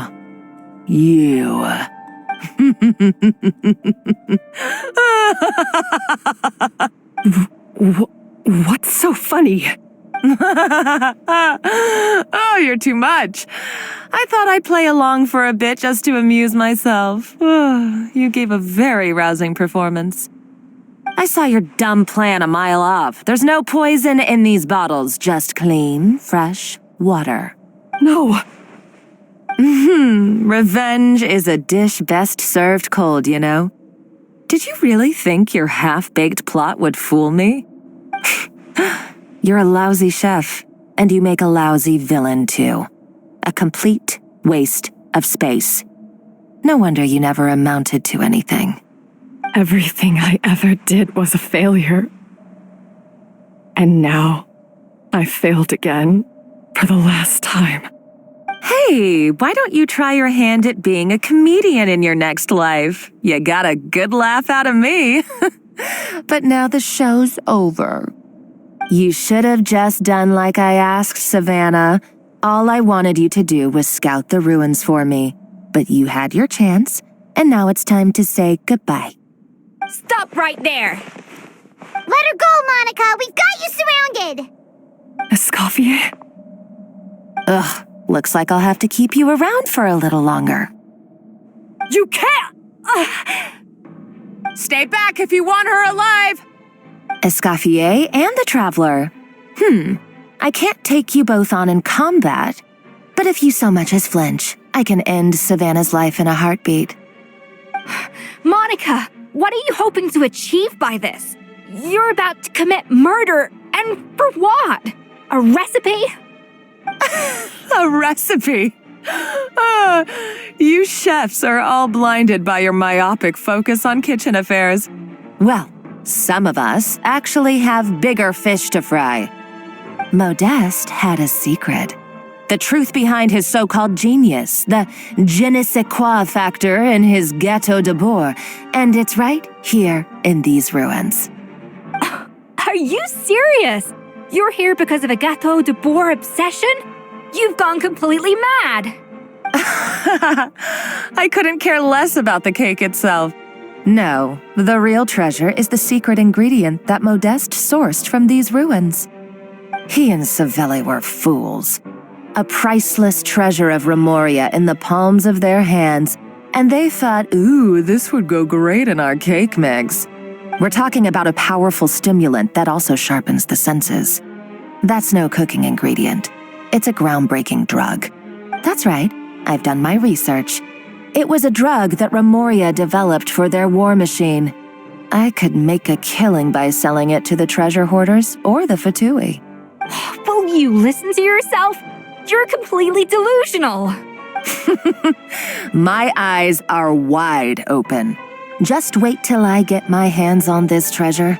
You'll see what a fool you've been.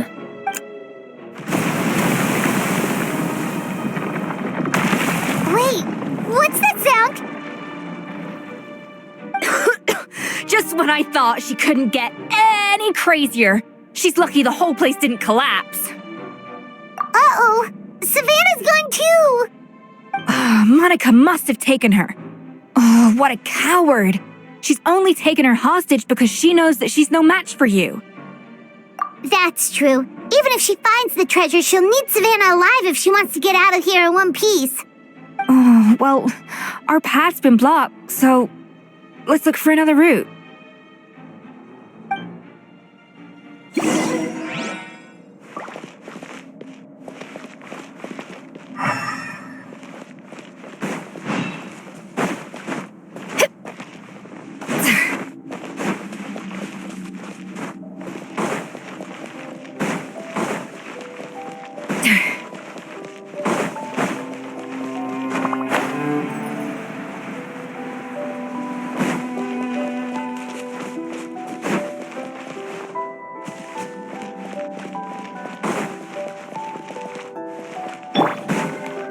The water looks pretty deep here. Maybe it leads somewhere.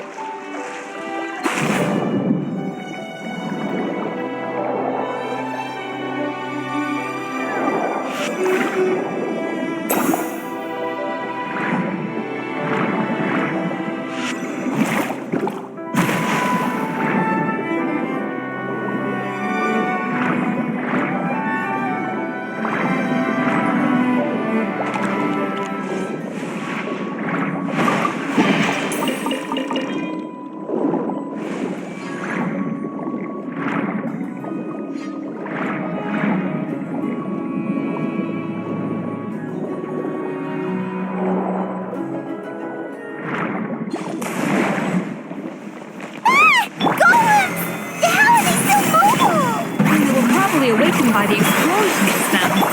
Alright, Night Skills 101. Time for some rough chopping. Fire launch! There is no escape. Light it up! Up to the freezer!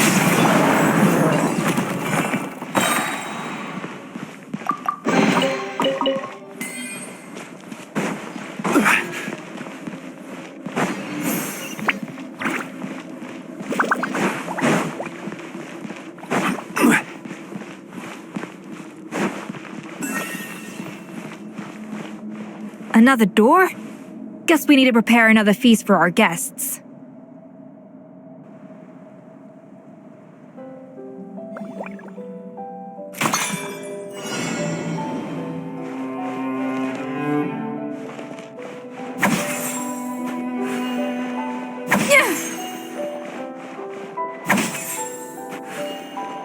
A dash of frosting! Yeah!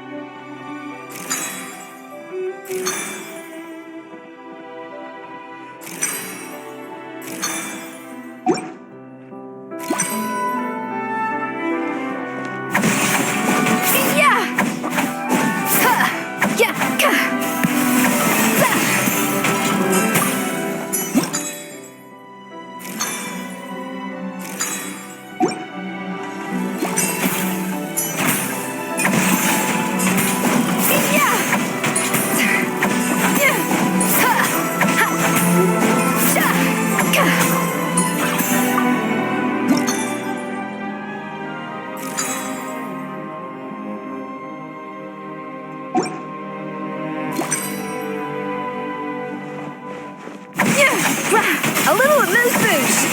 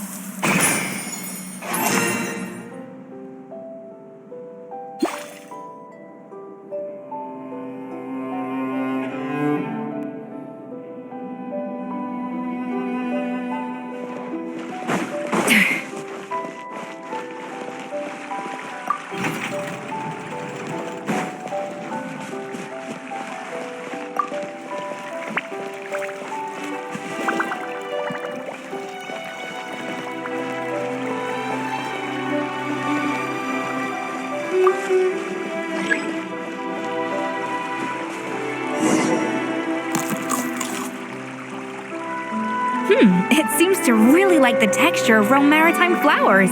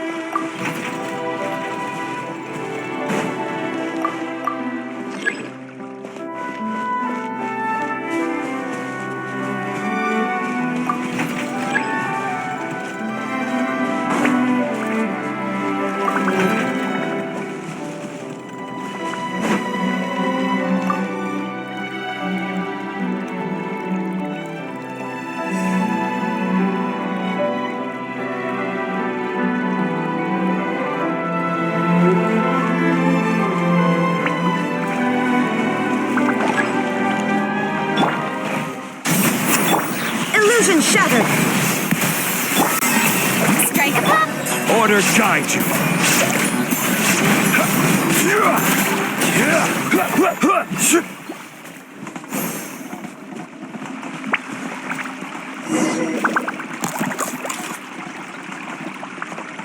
I never knew you could process Lumitwol like that. Alright, I've got to jot this down. Lumitwols and maritime flowers. This could open the door to a whole new world. Yep, that's literally the plan. Wait, hold on. Which door are you talking about?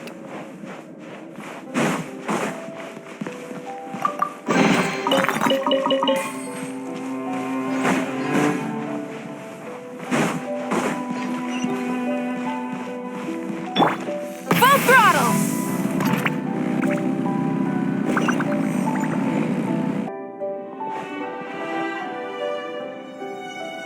That's strange. These don't look Romorian to me. More like last century Fontaine. Adventurers from last century Fontaine, huh? Oh, Modeste and Savelli, do you think they camped here? By the looks of it, this was a one-person camp. They adventured together, but maybe one of them came back alone at a later date. You really think so? Trust our adventurers' instincts. We're pros at this stuff, just like you're a pro in the kitchen. Okay, well, the Traveler has more adventuring experience overall, but Paimon's definitely a pro rummager from all those treasure chests. Darn it, Paimon was just about to show off her rummaging skills. Huh, no kidding. Are all adventurers so obsessed with journaling? I mean, I guess I take a lot of notes when I'm cooking as well, but I thought that was just me. Anyway, let's find out who was here. It's been years since I've last visited these ruins. It's exactly the way I remember it. This place probably hasn't changed in millennia. Sadly, up above, on dry land, everything has changed. The treasure of Remoria. That's what we used to call it. Modeste was right about its potential. It turned Gâteau de Bourg into a national sensation. Our limited stock of the substance meant that the gâteau could only be produced on a small scale, but this only drove up the popularity all the more. Modeste was right about that too. He predicted all of it. He was praised as a genius, while I, as the one person who'd ever disagreed with him, was labeled a talentless fool. Modeste tried his best to console me, but I knew better than anyone just how great the gulf was between us. Our conversations grew scarce, and we saw less and less of each other. I didn't fight it. He had new friends and a career of his own. Why invite further disdain by inserting myself where I did not belong? I told myself that maybe one day, when I finally created a masterpiece of my own, I'd be able to face him without shame. Or maybe one day, when I've put these feelings of self-loathing behind me, I'd be able to ask him with a smile on my face, how about we go on one more adventure, for old time's sake? Unfortunately, that day will never come. So it was Savelli. From the sounds of it, he came back after Modeste had already died. I always thought it was just a legend. But if it's true, then this must be the place where they found their secret ingredient, the birthplace of Gateau de Bourg. In that case, what does that say about the death of Modeste? If it's all true, maybe Savelli really did have something to do with it. The taste of Gateau de Bourg has changed. Modeste was convinced of this, even though everyone swore they couldn't tell. Being the perfectionist that he was, he refused to accept even the slightest flaw in his work. He stopped all sales of the product, locked himself away in the kitchen, and worked day and night, vowing to find out where he had gone wrong. But as he baked and taste tested over and over again, he found he only strayed further and further from the original taste. It was only when he was sipping on coffee one day and realized he could not taste the bitterness that the truth finally dawned on him. What had changed was not the gâteau, but his sense of taste. The treasure of Remoria stimulates the senses, taste included, and invigorates the spirit. In the short term, it offers people the ultimate gourmet experience, but in the long term, it dulls their senses entirely. In hindsight, it made perfect sense. After all, why would a culture that sought liberation from the constraints of their bodies care for the loss of their senses? But we realized it too late. We were just too late. Over the course of his many culinary experiments, Modeste exhausted the remaining supply of the treasure of Remoria. He consumed it all himself. The finest culinary talent of his generation now faced a future in which he would never be able to taste anything ever again. Finally, in despair, he took his own life. And because we had become estranged, I could not be there to stop him, to offer some words of comfort, or even to say goodbye. Yet despite everything, he sent me his final letter. The treasure of Remoria? Guess Monica was really onto something. It really was a kind of drug. So, Modeste chose to end his own life. Then, why all the rumors that Savelli murdered him? Also, neither the Codex nor any other contemporary records make any mention of the treasure of Remoria. It's almost as if someone deliberately erased it from history. Modeste told me everything in his final letter. His was a tale of how even a genius could fail, and how much more devastating it is when it happens.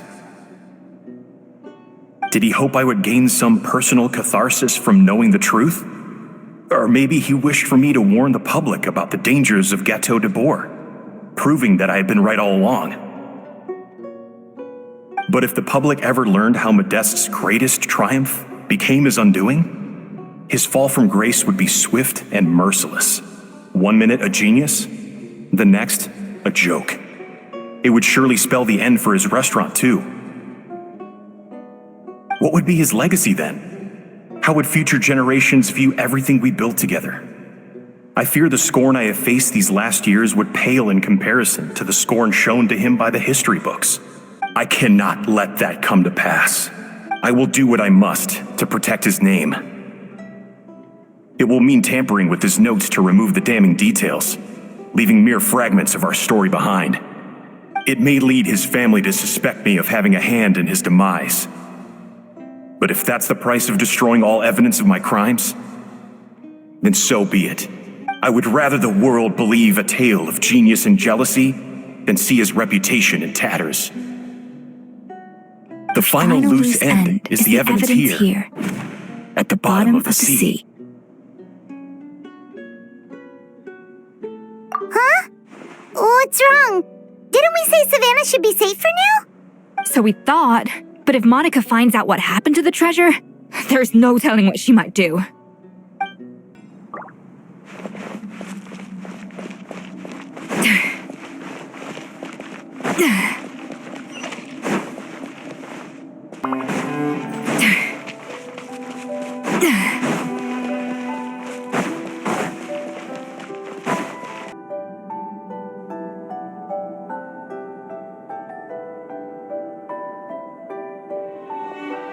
The treasure of Remoria. I have found you at last. Savelli, you tried your best to bury the truth, but you underestimated the children of Modeste. Some fragments of his diary escaped your clutches, and we have held on to them for generations. But I have to thank you too, Savannah. Without your help retrieving the codex, and with it the last piece of the puzzle, I may never have found this place. But now, finally, the secret to Remoria's military might is within my grasp. The treasure of Remoria is mine! Oh. It's empty? It's empty? Monica? Oh, we were seconds too late. Escoffier? What's the deal with that jar? Savelli's final act! He wanted to conceal the secret of the treasure forevermore and make sure it would never harm anyone again. So he came here after his friend's death and destroyed every last shred that remained. This can't be happening. All the years I spent piecing together the truth, all my painstaking planning, all that for an empty jar. Monica, don't do anything stupid. This ruin is more dangerous than you realize. Oh, shut your pie hole! Praise be to Lord Remus. You barbarian shall be slain. She's a nutcase, a liability to herself and everyone else. Well, now it's up to us to clean up the mess she's made. Take these golems out.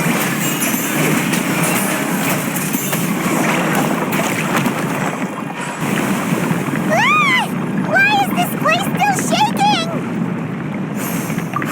Either way, it's all her fault.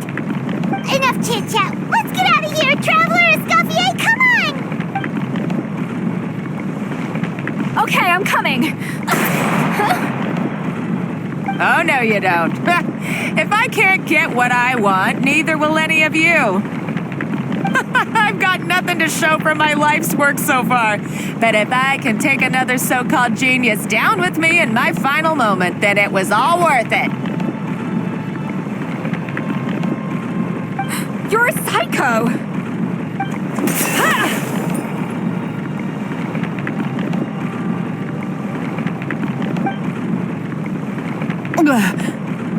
Savannah? Oh, when did you wake up? I may be a lousy chef, but it looks like I'm not a complete waste of space. Traveler? Okay, let's go!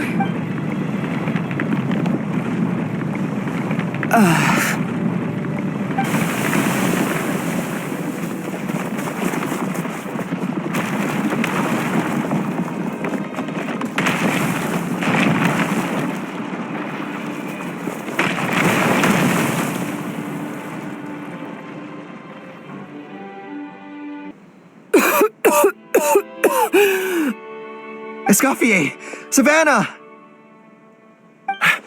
Traveler! And Paimon! Venejem, what are you all doing here? What did you expect us to do? Stay at the restaurant and sit on our merry derrieres? While the Traveler and Escoffier were out here risking their lives? We had to do something, even though that something ended up being, well, waiting for you here instead. I don't deserve any of you. And I certainly don't deserve to be your head chef. It was my fault Escoffier had to leave. Then I couldn't live up to her standards. I acted like a tyrant in the kitchen. And now I almost got myself killed.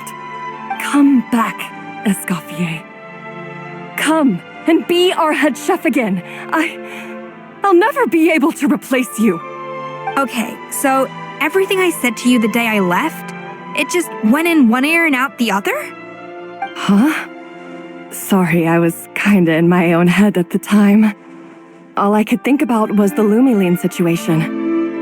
What was it you said again? Forget it. It doesn't matter. Anyway, I didn't leave this job because of you. And you're not nearly as awful a chef as you think. If you were that bad, why would all your staff show up here for you? Escoffier's right. Sure, you nitpick our work and get us to do things over a lot. But when it comes down to it, you're the one who's always doing whatever it takes to make sure the customers get served on time, every time. Things were pretty rough after Escoffier left. And Savannah's the only reason we've been able to make it through. Our customers know that Escoffier doesn't work for us anymore. But the fact is, they keep coming back. If that's not an endorsement of your work, I don't know what is. At the end of the day, we're all human, and we all make mistakes. All we can do is recognize where we get it wrong and do our best to improve. That's all that's humanly possible. No, I get what you're saying, but what I did to Firmin and to Escoffier, it's unforgivable. Well, about that, there's someone else here to see you, Chef. It's been a while, Chef Savannah. Firmin? I'm so sorry. I put far too much pressure on you, and the way I stubbornly refused to go and see you after you fell ill. There's no excuse. But I'm too late, aren't I? The damage is done.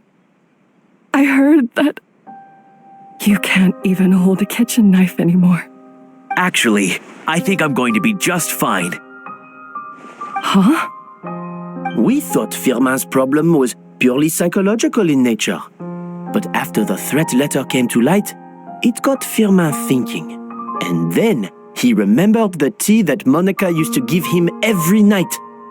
And as it turns out, she was lacing it with Lumiline the whole time. No way! Doesn't that cause nerve damage? It can. High doses pose a risk of serious nervous and sensory complications. But if you calculate the dosage carefully, you can control the extent of its effects. A small dose might simply make a person more emotional, whether that means more fragile or more hot-tempered. No wonder it seemed like you'd lost your edge. I asked my friends at the Fontaine Research Institute about it. They said that with the low dose I was taking, the risks are pretty small.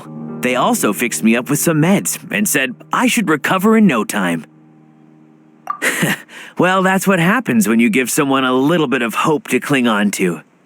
There's more. We believe that Firmin was likely not Monica's only victim.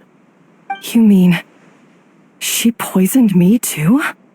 Oh, so that's why Savannah's been so irritable this whole time. Let's not be too quick to blame everything on the Lumiline. That stuff can only amplify what's already there. So tasty food will seem like the most delicious thing in the world, while food you don't particularly care for will become utterly revolting. So you better make sure you reflect on your behavior and apologize to every single person you've wronged. I will. I'm sorry. there's still one question that's really bugging me. Why is it that no matter what I do, my gâteau de bois never tastes the same as yours? Is it just... is it because you're a genius and I'm not? It's because the heating element in your oven is broken, you silly goose. What? Huh? I felt like something was off during the cooking contest. Once I got around to checking all the equipment, I noticed it right away. There was a half-degree discrepancy between the temperature setting and the actual temperature. All the ovens in the whole kitchen had the same problem, which confused me at the time, but by this point, it's pretty obvious that Monica must have tampered with them. I would have figured it out the day of the bake-off, since the issue affected both our teams. But of course, Monica sabotaged mine so that could never happen. No. I spent so long trying to find out where I was going wrong, and then you pinpoint the problem in just one night? It all comes back to one simple, undeniable truth. You're a genius, and I'm just plain old Savannah. Oh, cut it out! Stop the woe is me act for a second and just think. I came up with this recipe. You don't think that might have something to do with it? Do you know how long I spent perfecting my gâteau de bois? 3 years! 3 whole years! I know this dish inside out, back to front and upside down. And you've been head chef now for what, 6 months? If that? A couple hundred failed attempts, and you're gonna throw in the kitchen towel and declare you'll never be successful because you're not a genius. You clearly have no idea how many kitchen failures I've had under my belt, or just how long it took me to finally get my recipe to a level I was satisfied with. Genius or not, everyone makes mistakes. Modeste did, Savelli did, everyone does. You're only a lousy chef if you don't face up to your mistakes, learn from them, and then keep chipping away until you crack the problem once and for all. Surely you haven't forgotten all that. You were no lousy chef back when I handed you the reins. I haven't forgotten, and I'll make sure I never do. That's our head chef. Ha-ha! Sounds like we won't need another changing of the guard in the Hôtel de Bord kitchen anytime soon. Huzzah! Aw, what a perfect ending to a crazy journey. Look how happy everyone is. So you got your mojo back now? Yeah. Thanks to you, Escoffier. In fact, no. Thanks to all of you. Aw, friends again. So nice to see them finally settle their beef. Good. So now that's out of the way. It's time for payback. You cheated in our last bake-off, and I demand a rematch right now. Huh? But that was mostly Monica's fault, wasn't it? Right. And also, does it have to be right now? Savannah's only just got her mojo back, and you barely escaped from a death trap. No excuses. This is a cooking contest between 2 top chefs, and nothing will stand in its way. So grab your spatula and get ready, because this rematch is happening today, right now, this instant. Hey, so, this whole time you were salty about losing? The second cooking contest commences now! This time, no more games, and no holding back!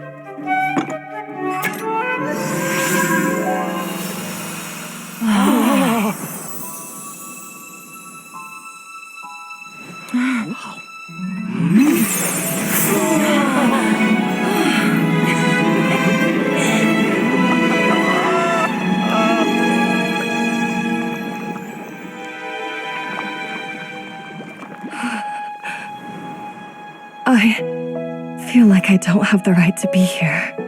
Hey, what are you so afraid of? You can't unbake it now. And if you don't serve it, then good or bad, you'll never find out how to improve. If you're too scared to fail, you'll never know what real success tastes like. So? Embrace your failure. Taste it. Digest it. That's the way to success. I don't know.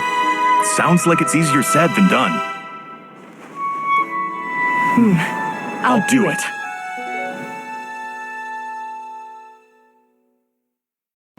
The results are in!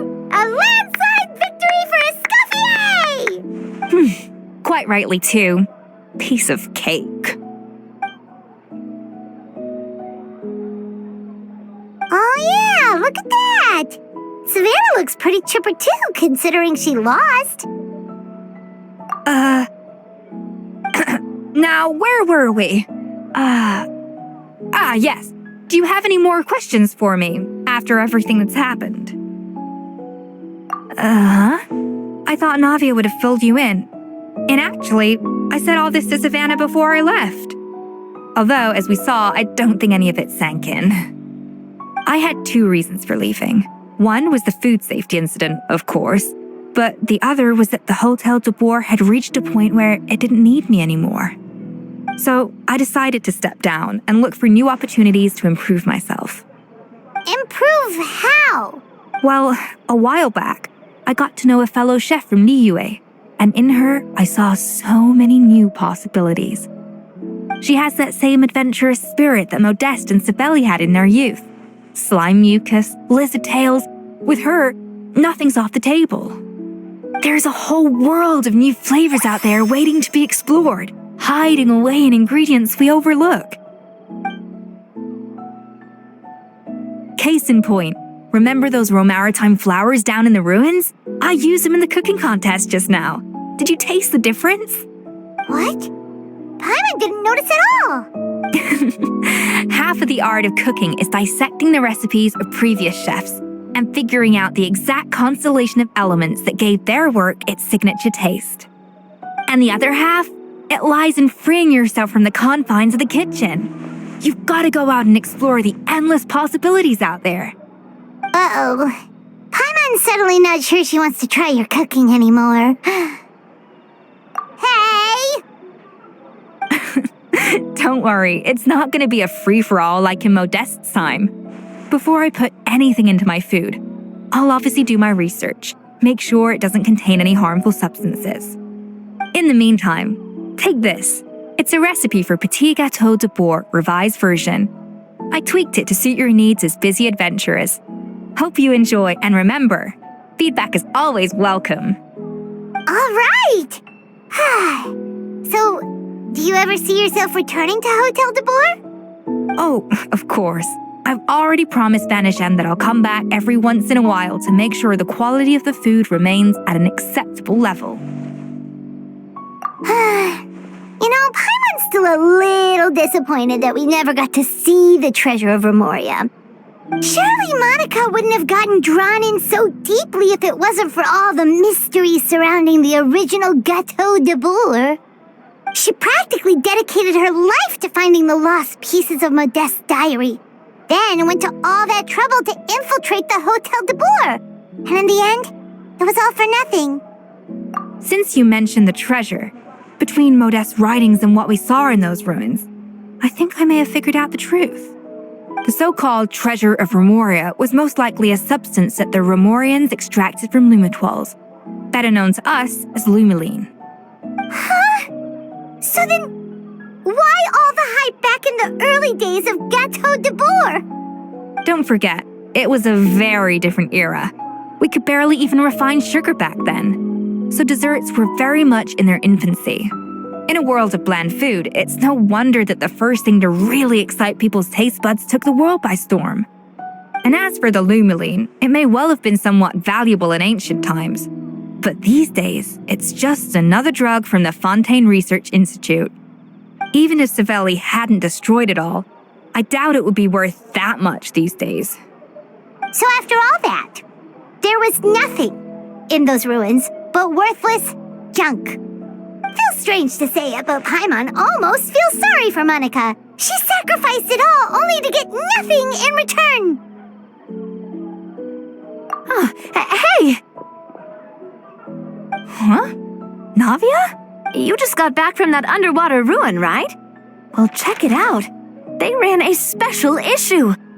Did you see anything like this down there? Freshly unearthed from the ruins of Rumoria, a magnificent jar thought to be over 1,000 years old. Experts say it has immense artistic and historical value. It could be worth an absolute fortune. Wait, isn't that the jar they used to hold the treasure? If only it was still in one piece. Some butterfingers must have dropped it or something. Ugh, it's such a shame.